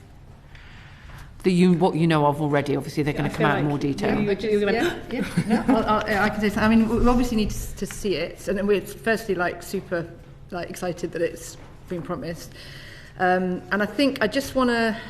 I think it's too early to say from what we know. I mean, it's definitely a positive step that we're having it, and there look like some big numbers in there. But I do want to put a little bit in context of the scale that we need to see, and also just really reiterate this thing about electricity prices, because whatever we're doing in homes, we need to get that sorted so that we can then do these scale ups. So we've got, for example, the boiler upgrade scheme, where which is a good scheme, and the total amount of funding is increased for next year, but that's going to give less than 40,000 funding for less than 40,000 heat pumps, and I mentioned earlier that there's a target to get 600,000 by 2028. So the scale of it is really big. Can I just interrupt there? Do you see that boiler upgrade scheme as sufficient in being able to drive and accelerate the reduction in costs of heat pumps and the appetite for people? I always call it the garden fence thing. People then lean over the fence. Oh, you've got one. Oh, maybe I'll have one. Is the target number and the amount of money, the quantum of money available, sufficient to drive the adoption of this technology? We definitely need scale? More. So we've got this talk of the clean, as in terms of other policies and a strategy to show how we're going to get this ramped up. So the clean heat market mechanism, which is great, it's been confirmed, it's come back in, which has a target of 6%, which is quite a big number for next year, but the fine on that is reduced quite a lot. So how much effect that has, we'll have to see. But together with some regulation like that, and then if you've got the bus grants and you make electricity cheaper, again, you've got to have all these things together. The other thing is really public engagement in this one, because I think actually quite a lot of people don't know what a heat pump is. And there's quite a lot of myth busting that we need to do in this world as well. So there's a lot of so public engagement, outreach, explaining the direction of travel. And I think for market certainty, so that market knows and invests, it needs to be clear that this is the way we're going from government. So I mean, in terms of raw numbers from bus, they're quite low, right, in terms of the scale that we need to get to. So it depends. Do we put more money into that, or do we have more in the regulation? There needs to be a sort of, and that's not for us to be really prescriptive about how this happens, but there needs to be a clearer plan. Hopefully in the plan when it comes out, it will be clear about how we're going to get to the scale of it that we need to see, and the target that government has. It's worth labouring the point on electricity costs again, and that's just with the kind of suite of policy options available to government is one thing, but there is also this outstanding question for heat about whether, much like with electric vehicles or other energy infrastructure, the private market would be willing to create the business models to offer the financing to I was train going to the ask about installers. that. Yeah, and my experience of working with, for example, the energy suppliers or the heat pump manufacturers and others, is that creating that business model does depend on being able to demonstrate to the consumer the savings of investing in the technology.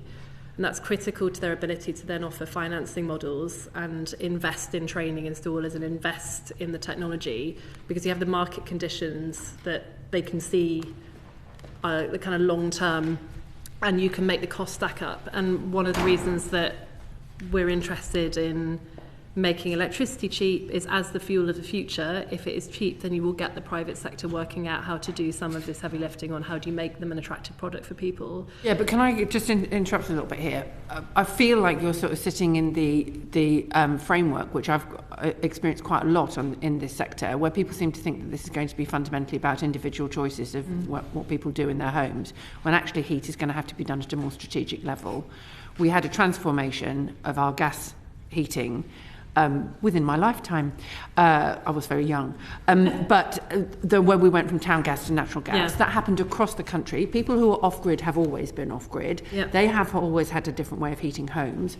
But we will need to recognise there will be different ways of heating our homes across the country, but probably not from one house to the next, because you will need to have some kind of systematic approach in places.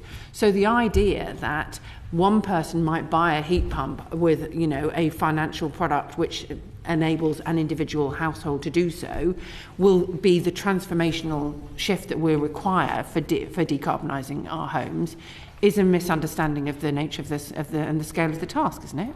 I think a lot of these choices are for government to make, and that's not as we, as Emily said, that we're looking forward to seeing the Warmer Homes Plan. We would like to see a strategy that we're confident gets you the delivery, which could include the role of local authorities, or I think what you're describing, a kind of street by street approach. Also heat maps, heat planning, of that. Yeah, it could include all of those measures. It could include the clean heat market mechanism. It could also include measures to make electricity cheap, which would enable the private sector to see if they can have a go at the individual replacement thing. And just in terms of where we're seeing deployment at the moment, the grant is, in terms of the sheer volume of numbers, not enough, but there is demand for the grant for individuals replacing their heating systems who want to have a heat pump and are often doing it at the moment through an energy supplier. So, there are lots of shades of the way that you do the delivery. I think what we're saying to government is the current suite of measures and incentives are not enough to get the emissions reduction. We would like to see a plan that the committee feels will get to that. There are a huge range of options available, and we'd like to see them. And I don't think it's for us to be prescriptive about what those are. But some of the measures that you've described are measures that the committee has looked at. And you've looked at some things to do with financing, particularly for the able-to-pay market. Yeah, I think the green mortgages, linking those to properties as about, distinct from people and so forth. What can you do to do that? Again, I think what the private sector often needs is long-term certainty and confidence from government. You need a business case that stacks up in order for you to do the financing. And again, a kind of key thing there was the cost of electricity versus the cost of gas on products. There are also some specific changes, aren't there, to the way that mortgages are created and structured in this country that don't exist in other countries, and therefore enable people to be able to borrow against the cost of their property rather than over time beyond the person, and that would enable us to be able to get greater energy efficiency measures in, and indeed decarbonised heat sources. Yeah, and the committee has looked at those, and of course we've got our colleagues over at the Green Finance Institute who look at this and other areas of the economy. Just again, Polly, you've been doing this a long time too. I think this piece about finance that helps the able to pay market, things like green mortgages, has been a long conversation, and I think, speaking personally as well as speaking on behalf of the committee, it is an area where we'd like to see progress made. Okay. Do you have recommendations that, or do you think you will come up with recommendations on green finance? I mean, that's I don't think we'll have anything so prescriptive, to be honest. Certainly not in CB7. But one thing, maybe just a sneak preview of our citizens panel, one thing that was really highlighted was the upfront cost barriers of things, even if you're going to get a lifetime saving or you're going to save on your energy bills. And so this is where this sort of thing can really help if people know that that you've got something that can. But I'm also aware that the cost of large wind farms and so forth have massively reduced over time, and we still have people in this house who kind of go, well, why should we subsidise heat pumps? And like, well, we've subsidised all kinds of other things in order to be able to make sure that over time those costs would fall. And it feels to me that if this is going to be an at-scale transformation of the heating of our homes, there is an argument for something more systematic in our support in order to be able to cost those upfront costs to reduce over time. I think the thing that we have said, Emily said it, I think that's the implicit point that you're making is, as with all technology rollouts, the mass market is the thing that often creates price reduction. You get the efficiencies that push down the cost of technology. What we want to see from government are the conditions to create that mass market. The exact tools at their disposal are many. You've listed some. We've listed some. When we do the progress report, we look specifically at any policies that have been enacted and comment on whether they're enough. In terms of offering advice, we try to stay non-prescriptive and look at the outcomes. The outcome we're after is a mass market for this technology, costs coming down for this technology, and as Emily says, sort of an ability for as many consumers as possible to get the maximum benefits of this technology as quickly as possible in the rollout. How you do that, there are actually options available. It's for government to look at those options and decide, and then we will hold them accountable, and so that you can hold them accountable. Can I follow up with one on public sector buildings? Because obviously that's one of the things that you recommend, a big decarbonisation programme on public sector buildings. Again, an opportunity, I would have thought, to significantly reduce the cost of these technologies because they would be done at scale and adopted by the public sector. But what would that programme look like in your view? Oh God, I don't know. Again, I'm so sorry that we're repeating mostly the same answers. That's okay, that's fine. The carbon budget advice is coming. That's communications discipline, we welcome that. Anna. Sorry. So we'll say more about this when we publish advice, but also again, there are a range of policy options available to government, and we would just like them to take some, and what we're clear on is they're not sufficient. We were debating this in the Secretariat and as the committee today, and I think the central point about the public sector and the non-domestic sector in general, it might not seem it, but the domestic sector is actually pretty straightforward in terms of archetypes of kinds of houses and people who live in those houses, and thinking about the routes to market and the routes to technology reach them. Now. Yeah. I can't remember how many there are, but there aren't that many different types of housing in the UK. Whereas when you're talking about something like the public sector, you could be talking about a hospital versus a school, versus offices in Whitehall and other places around the country. What we would like from government is a much more strategic and thoughtful approach that differentiates between those sectors and in particular gets the intervention points right. Because, for example, the thing we were talking about this afternoon is if you're a school, the likeliest time that you can carry out works is in the summer. So as government, if you're looking to do that kind of programme, you need to have been thoughtful about it and target your workforce and incentives at that point of the year. The financing of these measures looks different if you're a school or a hospital, the kinds of technologies that you need, when buildings are occupied. And so we've had quite high level thinking on the public sector previously, and our biggest recommendation is they get a lot more detailed about what that actually looks like and try to work through some of these archetypes and intervention points. It might be about targeting the easiest but highest impact, highest emission. You can look at emissions, but also what's easiest to get everything rolling, and just have a sort of long-term strategy and plan for how you're going to work through the different sectors. And finally, just on commercial buildings, is there enough focus on decarbonising them? Do we have a good strategy for encouraging commercial operations to decarbonise effectively? For electricity? Yeah.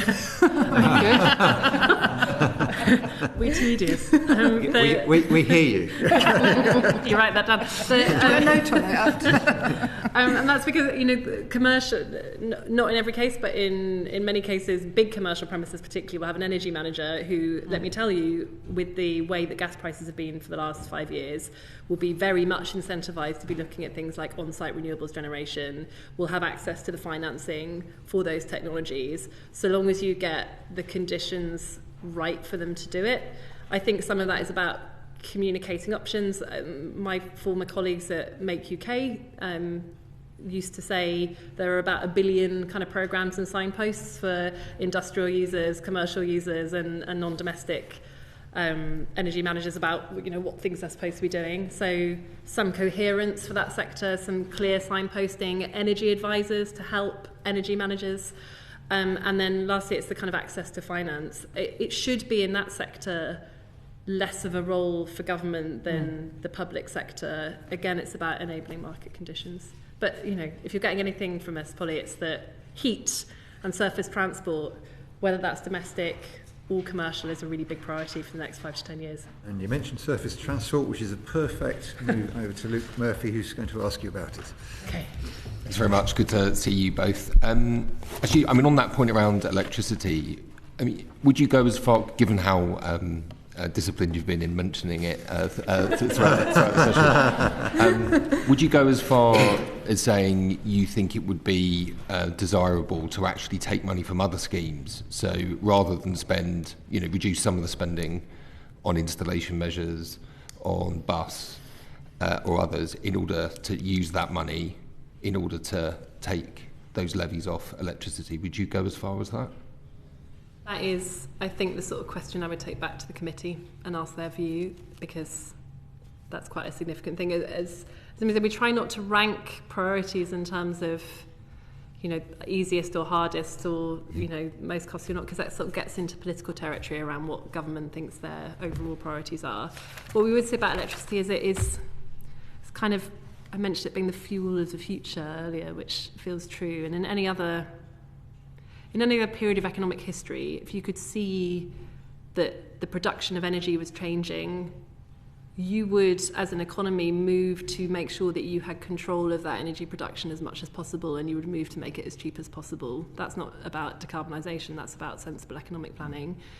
If the Treasury Select Committee asked me the question about a priority for growth, I'd say cheap electricity is a huge thing for the next 10 to 20 years. And therefore, I'm not necessarily sure it's about trading off one area of decarbonisation against another. I think this is about your economic strategy and kind of a big decision in that regard. If you would like me to go back to the committee and say, is this more important than that, we can do. But I think what you're getting from us is we think it's an essential thing. Everything is essential. But that one, we haven't seen enough from government on it, despite how essential we think that it is. Whereas on other areas like planning reform, we are seeing kind of thinking come forward. More specifically on surface transport, you've already mentioned that it makes up a significant chunk, and obviously a big part of that, as you've already said, is the shift to electric vehicles. Some of the key barriers that are always highlighted, certainly by the public, or certainly their view of it, tend to be around price, range anxiety, availability of electric charging points. How do you think we're doing? Are you confident that by 2030, 100% of market sales are going to be electric vehicles? So I think, so we'll do cars first. I think we stagnated a little bit last year, but as I said, we've picked up again this year. And as I said, we're sort of expecting to see this tipping point where we reach price parity pretty soon. And then we really think it's going to accelerate. And charge points are really going well. So our models, there is still in the ZEV mandate space for some hybrids in 2030, but we sort of, in our models in the past, reached close to 100% for electric vehicles. Vans are less on track and are not growing as fast. And I think the key thing there is actually to figure out why and work with the major van fleets to figure out why. So there's been we've had some anecdotal evidence on again, range anxiety, whether it works for their fleet, whether you've got the charging infrastructure, whether there's enough models, etc. But I think really actually figuring out what are the barriers would be really key there. But I'd say with cars, we've got to keep an eye on it because it's so key for the targets and it has to accelerate and the models show that it will, but you've got to track it. And this is what our indicators do each year is track what's happening, and we are hoping to see this really take off. What's driving the fall in price for EVs? Is it from cheaper imports from China? As in on the batteries? Yeah. I think just battery technology across the piece has improved massively wherever they're manufactured. I think one of the, and this is outside the committee's remit, but there's obviously a conversation happening for the European OEMs, so for car manufacturers, about how rapidly China has been able to develop very cheap and now long-range electric vehicles, and what that means for exports from Britain and Europe to Asia, and what they can do to compete with that. And there are decisions for government in terms of like industrial policy around our automotive industry that sit outside the committee's remit on whether or not you want to take advantage of cheap electric vehicles from other countries for our consumers, or whether we're going to move to help our manufacturers compete. All we can tell you is from a carbon point of view, the battery costs are coming down. They're coming down for our manufacturers, they're coming down in other parts of the world, and we're confident that for consumers, an electric vehicle will be cheaper than buying a new ICE in the time that we need it to be in order to hit 100%. Can I ask on that, does it sit outside your remit? Because you talked right at the beginning, I didn't have a chance to pick it up, but it's relevant to this, you mentioned around the economic and social, and you said, I don't want to directly quote, but from what I recall, you said, essentially it's the CCC's job to recommend the lowest cost option. Yeah. But in a world in which there are huge concerns around, as a result of the Ukraine war, the invasion of Ukraine, around energy security, which is now being transferred to critical minerals and to the security of supply, as well as the economic value that could be created through an industrial strategy that could mean we could have lots of heat pumps manufactured here, we could have much more parts of the supply chain for electric vehicles. Is that not part of an economic and social assessment? I think so I want to say two things about this, one of which I might get Emily hitting me for, as on the list of things that I would say I would like to do as chief exec of this organisation based on my previous experience is we talked about renewables auction costs earlier, and one of the factors in the inaccuracy or the kind of uncertainty around prices for projects for renewables. In fact, all energy infrastructure, if you're trying to build anything at the moment, it has been challenging. There's the kind of cost of capital thing that everyone is aware of, but there was also some issue with the kind of supply chain, global supply chain, and more competition for the resources we need for the energy transition. That will gather pace because other countries are doing this, as I said, regardless of climate targets. And I became a bit obsessed with the materiality of projects, so supply chains, commodities, other components. We've made recommendations as the committee on workforce capacity previously. I would very much like us to have that kind of expertise and to be able to start thinking about supply chain constraints and supply chains more generally. For the purposes of delivering the carbon budget, all we need to be able to tell you as policymakers is that the kind of trajectory that we're advocating is feasible. If there was a very big supply chain risk we could see to a critical component in a technology or for some other thing in the transition, then we would factor that in. But where there's a decision for government about a cheap electric vehicle for a consumer from China or a cheap electric vehicle from the UK, with those other caveats I've mentioned, that is industrial policy and sits slightly outside our remit. And there's no reason why government couldn't ask us to look at it, but at the moment that's not the primary purpose of the pathways that we offer. But it is a very different world that we're in from the one 10 years ago, and we've commented previously on sort of the geopolitics of commodity prices in terms of gas. So as I've said, as CEO, it would be interesting to explore what that looks like for us without breaching our mandate. Can I just jump in quickly, Emily? What's the problem with vans? Is white van man resistant to climate change and to electric vehicles? No, what's the problem with vans, I think, is the question that we need to put. That's because we've sort of got anecdotal evidence a bit on it, but we're not actually 100% sure why it is quite so far. Is it driver resistance? Behind. Pardon? Is it driver resistance? Climate resistance. Driver resistance. Driver. it could be part of it, and so I think we need to talk to the big van fleets and see what we don't. Yeah, government does, and figure out what the barriers are, and whether this is something that is just going to be fine, and we'll get through it and take up. Whether it's just more investment in van specific charging infrastructure.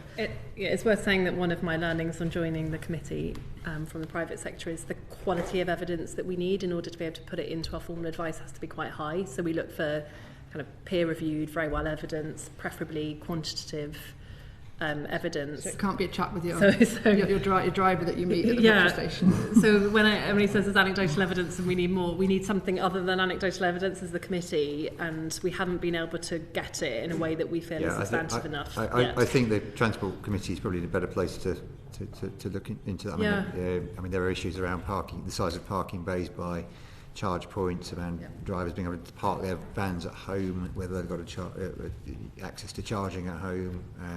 There's a number of aspects to it. But it would be really, it would be good to have, if there are good data sets on this, so material that is substantive enough for us to include in our advice, and we'd love to have it. I'm sure the SMMT will talk to you about that. I'm sure they would.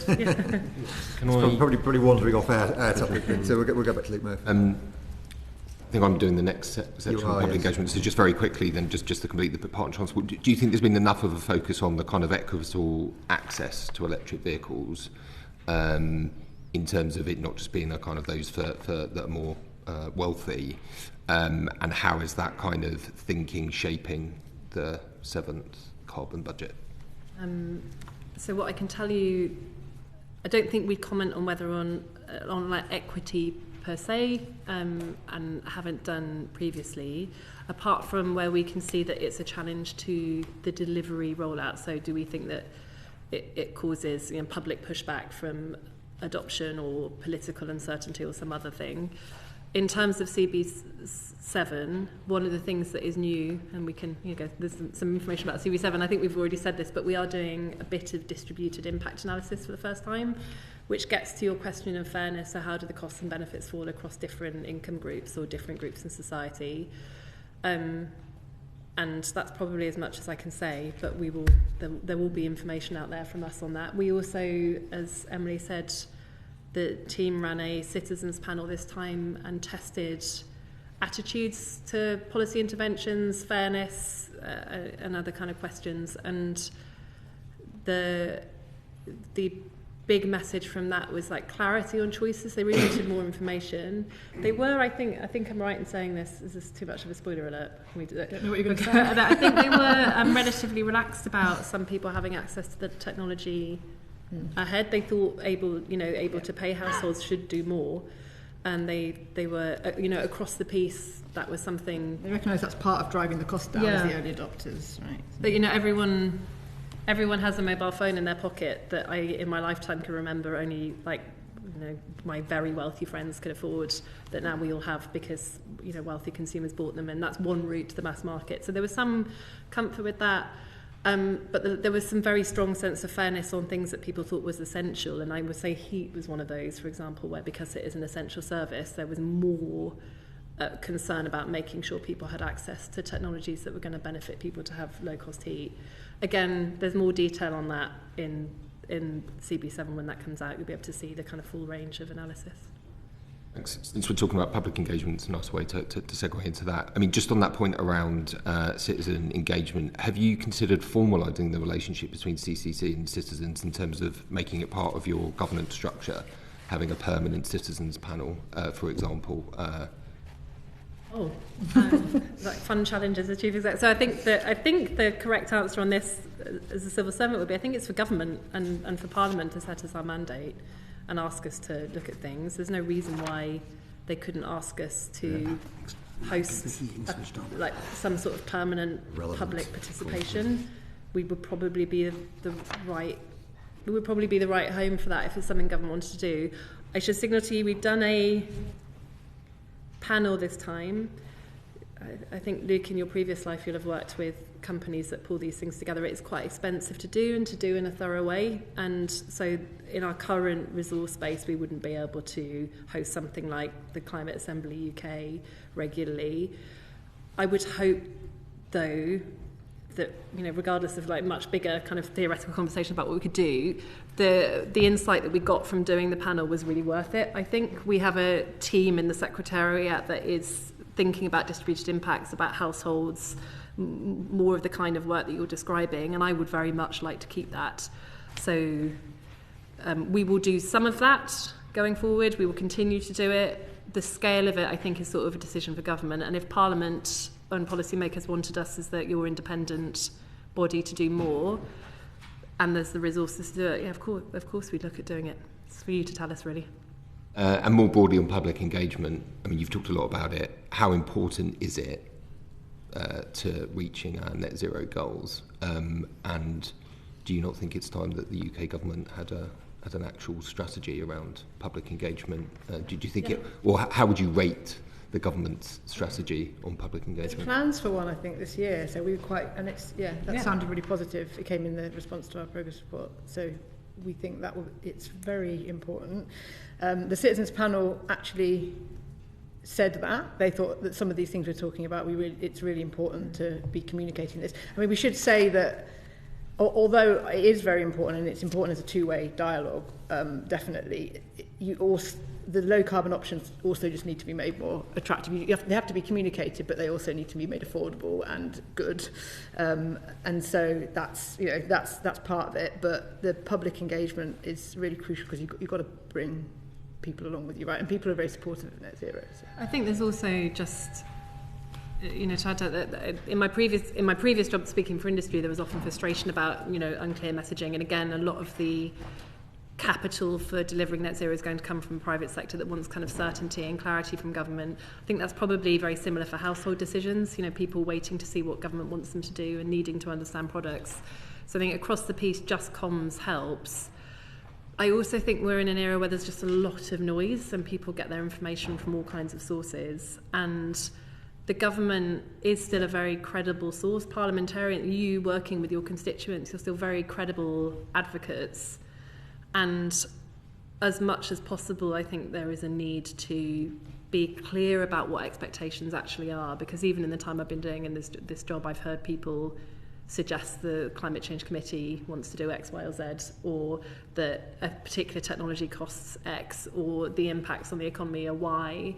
And most of that isn't actually true. And so I think that there is a real genuine need to engage the public on all this stuff. And our experience of, before my time, but both Climate Assembly UK and then the panel that we've run for the carbon budget, plus all of the polling that I've ever seen and any engagement I've ever seen with the public on climate change, is that they are up for it if they understand what it is that we want them to do.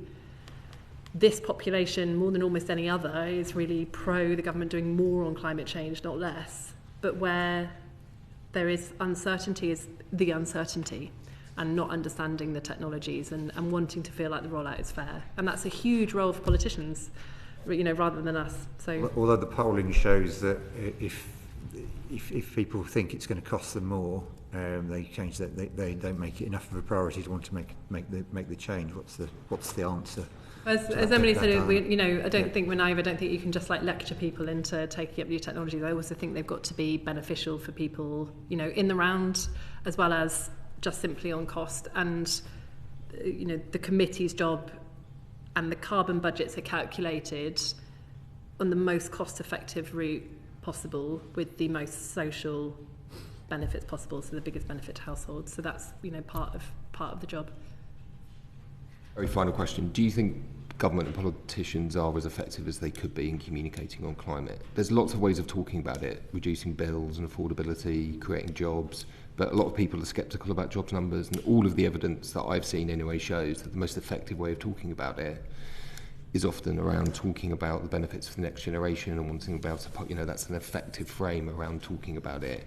But actually, very few in government or politicians, and I'm talking about over the last decade and longer, but it's very rare that they actually talk about it in the most, what the evidence suggests is the most effective way.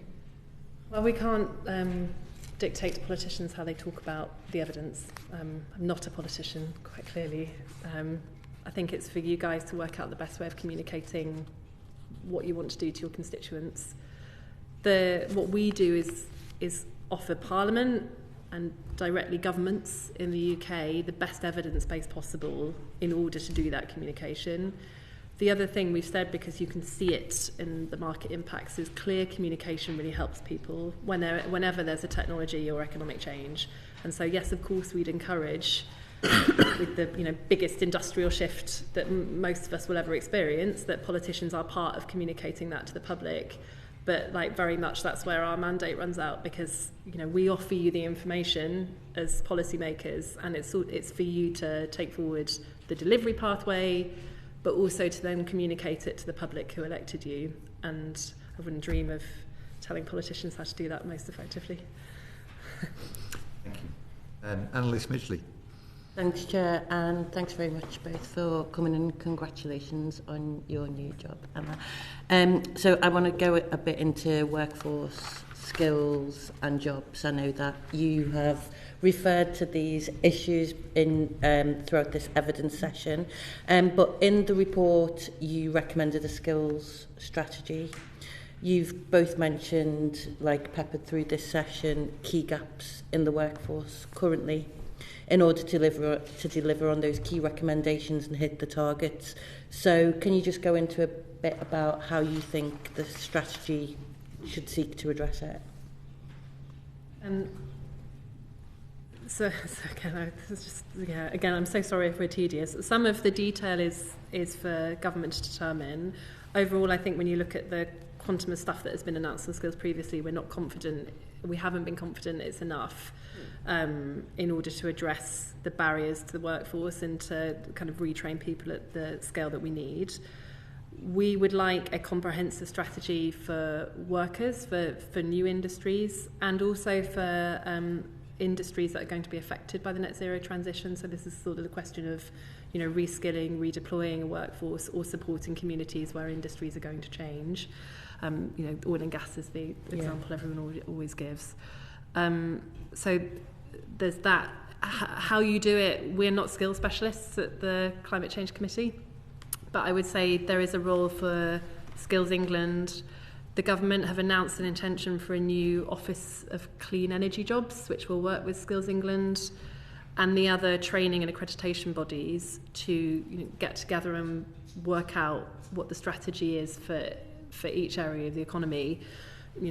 Just to give you a high-level example, it should be possible if you're a marine diver working on an offshore oil and gas rig to very easily move over to being a marine diver and surveyor in the renewables industry. And I know the sector is doing work to make sure the certification standards, health and safety training are aligned. But when I started in renewables 10 years ago, you used to basically have to re-qualify to do that same job. And so it will be like that in every area of the economy, where there are things we can do to really streamline what's needed for people to move over. There's also, this obviously also means working with the unions and others who are real experts. But what we've said, it's a bit like the public sector buildings. It's everyone kind of operates at a high level. We've had the Green Jobs Task Force. We've had, kind of high level strategies, but starting to really work out actions for each area of the economy would be our recommendation. And it's good, we should say it's good that the Clean Power Action Plan indicated there would be this new Office for Clean Energy Jobs. Thanks. I appreciate that you're not skills specialists as well, but just to dig into that a bit more.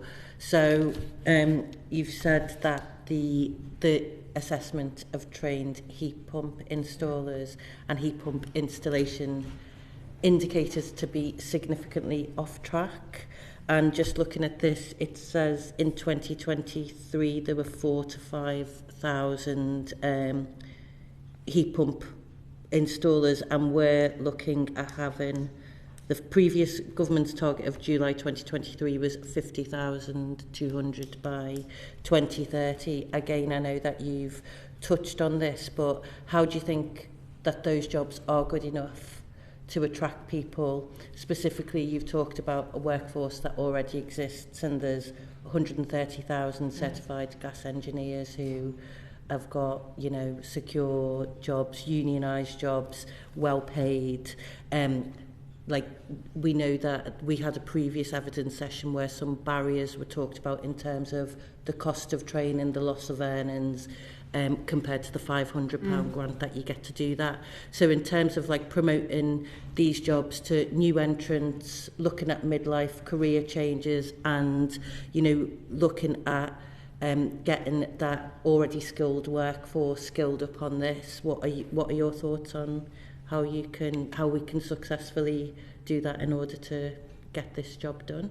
I think that was a pretty good summary of some of the intervention points. And in terms of the rollout of heat pumps, I'll let Emily come in to talk about increasing demand, but I think installers will be trained and are being trained, for example, by energy suppliers that are installing heat pumps, because they can see a market where they have an opportunity to sell services to their consumers, and where a branded in-house installer that they've trained will help them. When you speak to the suppliers who are one private organisation that might invest in installers, the thing they need is again long-term certainty about policy. They need to be sure about demand in 5 or 10 years' time. They need clarity from the government about the strategy for heat, because that enables them to go to their investors and say, we're going to take a risk and invest in a training centre. There are at least 2 energy suppliers I know of who've done that, but you'll get more if there is certainty about demand in the market going forward. I think that is similar for installers that are trained for boiler manufacturers. There maybe the clean heat market mechanism, when that comes in with that kind of certainty for manufacturers about direction of travel, that will send quite a strong signal to the manufacturers, but then also the kind of independent installer workforce. The thing to say, though, this is really important, is we're not expecting loads of existing installers, the kind that you've talked about, to have to hugely retrain, especially those that are mid to late in their career, because the acceleration of heat pumps over the next decade is not so significant that we're not going to need gas engineers to service people's boilers or still be looking after people who've got gas boilers in their homes. We'll be talking about installers that will be around for the next 10 to 15 years, maybe acquiring additional skills so they can offer advice on heat pumps as well as gas boilers. And then it's about the new installer market, the new installers coming forward who are skilled to install heat pumps, and understanding that that is the future of their industry, and for the unions understanding that that is the future of the workforce. And so I think it can feel like, I've sometimes seen the committee's advice is interpreted as this like overnight market shift, when actually it's a gradual transition. And as with renewables or other areas of the economy, it should be possible to plan in for that workforce. The last thing I think, and Emily will speak to this, is scale. So just the number of installers that we'll need, the scale of the workforce is big. And again, that's why we're pushing government to have plans that we feel reflect the scale of that challenge, that offer that kind of market certainty, so we can, the private sector can allocate funding for installers, but also skills bodies and others know what they're being asked to train people to do. I think you've covered it perfectly, and basically it's getting that demand up, which I talked about before, with the scale of it that really, and I gave numbers before about how it really needs to ramp up. Once that's clear that that's happening, then you've got that demand and people will train. That's the nicest thing. And partly I'm a new chief exec, so when the secretariat team, who are very skilled, say something nice about me, regardless of how else this has gone, that's made my day. There you go. This is a real area of work, I think, on skills. I've heard lots of talk, on a personal level, about jobs and skills in every job I've been in for a depressing number of years now. And it's getting to a place where we have to start making those decisions. And so some more detailed policy, getting bodies together, really kind of forcing some thinking would be good. Okay, thanks. And I kind of shoved a lot of questions into that one question, so I've just got one more that I want to finish on, which is like basically the session that I referred to earlier in December that we held on retrofitting homes for net zero. We heard evidence from the GMB. You've talked about working with the unions, and they said, and it's something that another member of this committee touched on before, that there was too much individual choice moving away from gas, and that we needed a national plan pointing to transition from hydrogen to North Sea gas in the 60s and 70s. and they have had experience of this as a union previously, and it was managed under national agreements by unions, employers and government. Do you think that the government needs a similar coordinated modern-day strategic approach like that in order to deliver a just transition in the decarbonisation of home heating? I haven't seen those comments from the GMB, but I think throughout this evidence you've seen us say government does need a strategic approach, and our biggest concern from the committee is around buildings, and in particular heat, and the Warm Homes Plan, which we are very excited about, quite Emily. Very few people are excited about a policy on heat and energy efficiency, but we're those people. That plan needs to be strategic, it needs to be long-term, it needs to consider all of these policy mechanisms, and given that we've said that in terms of feasibility, skilled workers is really important to the delivery of heat decarbonisation, you would imagine a strategy to make sure that we've got those workers is part of that plan. How they do it, again, the governance they use, how they work with the unions, how they work with private employers, that is for government to determine. But from the committee, they do not currently have detailed enough plans for us to be sure of us getting those workers or decarbonising heat effectively for 2035. Thank you very much. Thank you, Chair. You touched on it, so I'd like to know where the North Sea sits in your skills strategy. Have you thought much about it? Again, we'll be saying more about areas of the economy, including oil and gas, in the carbon budget when we publish it.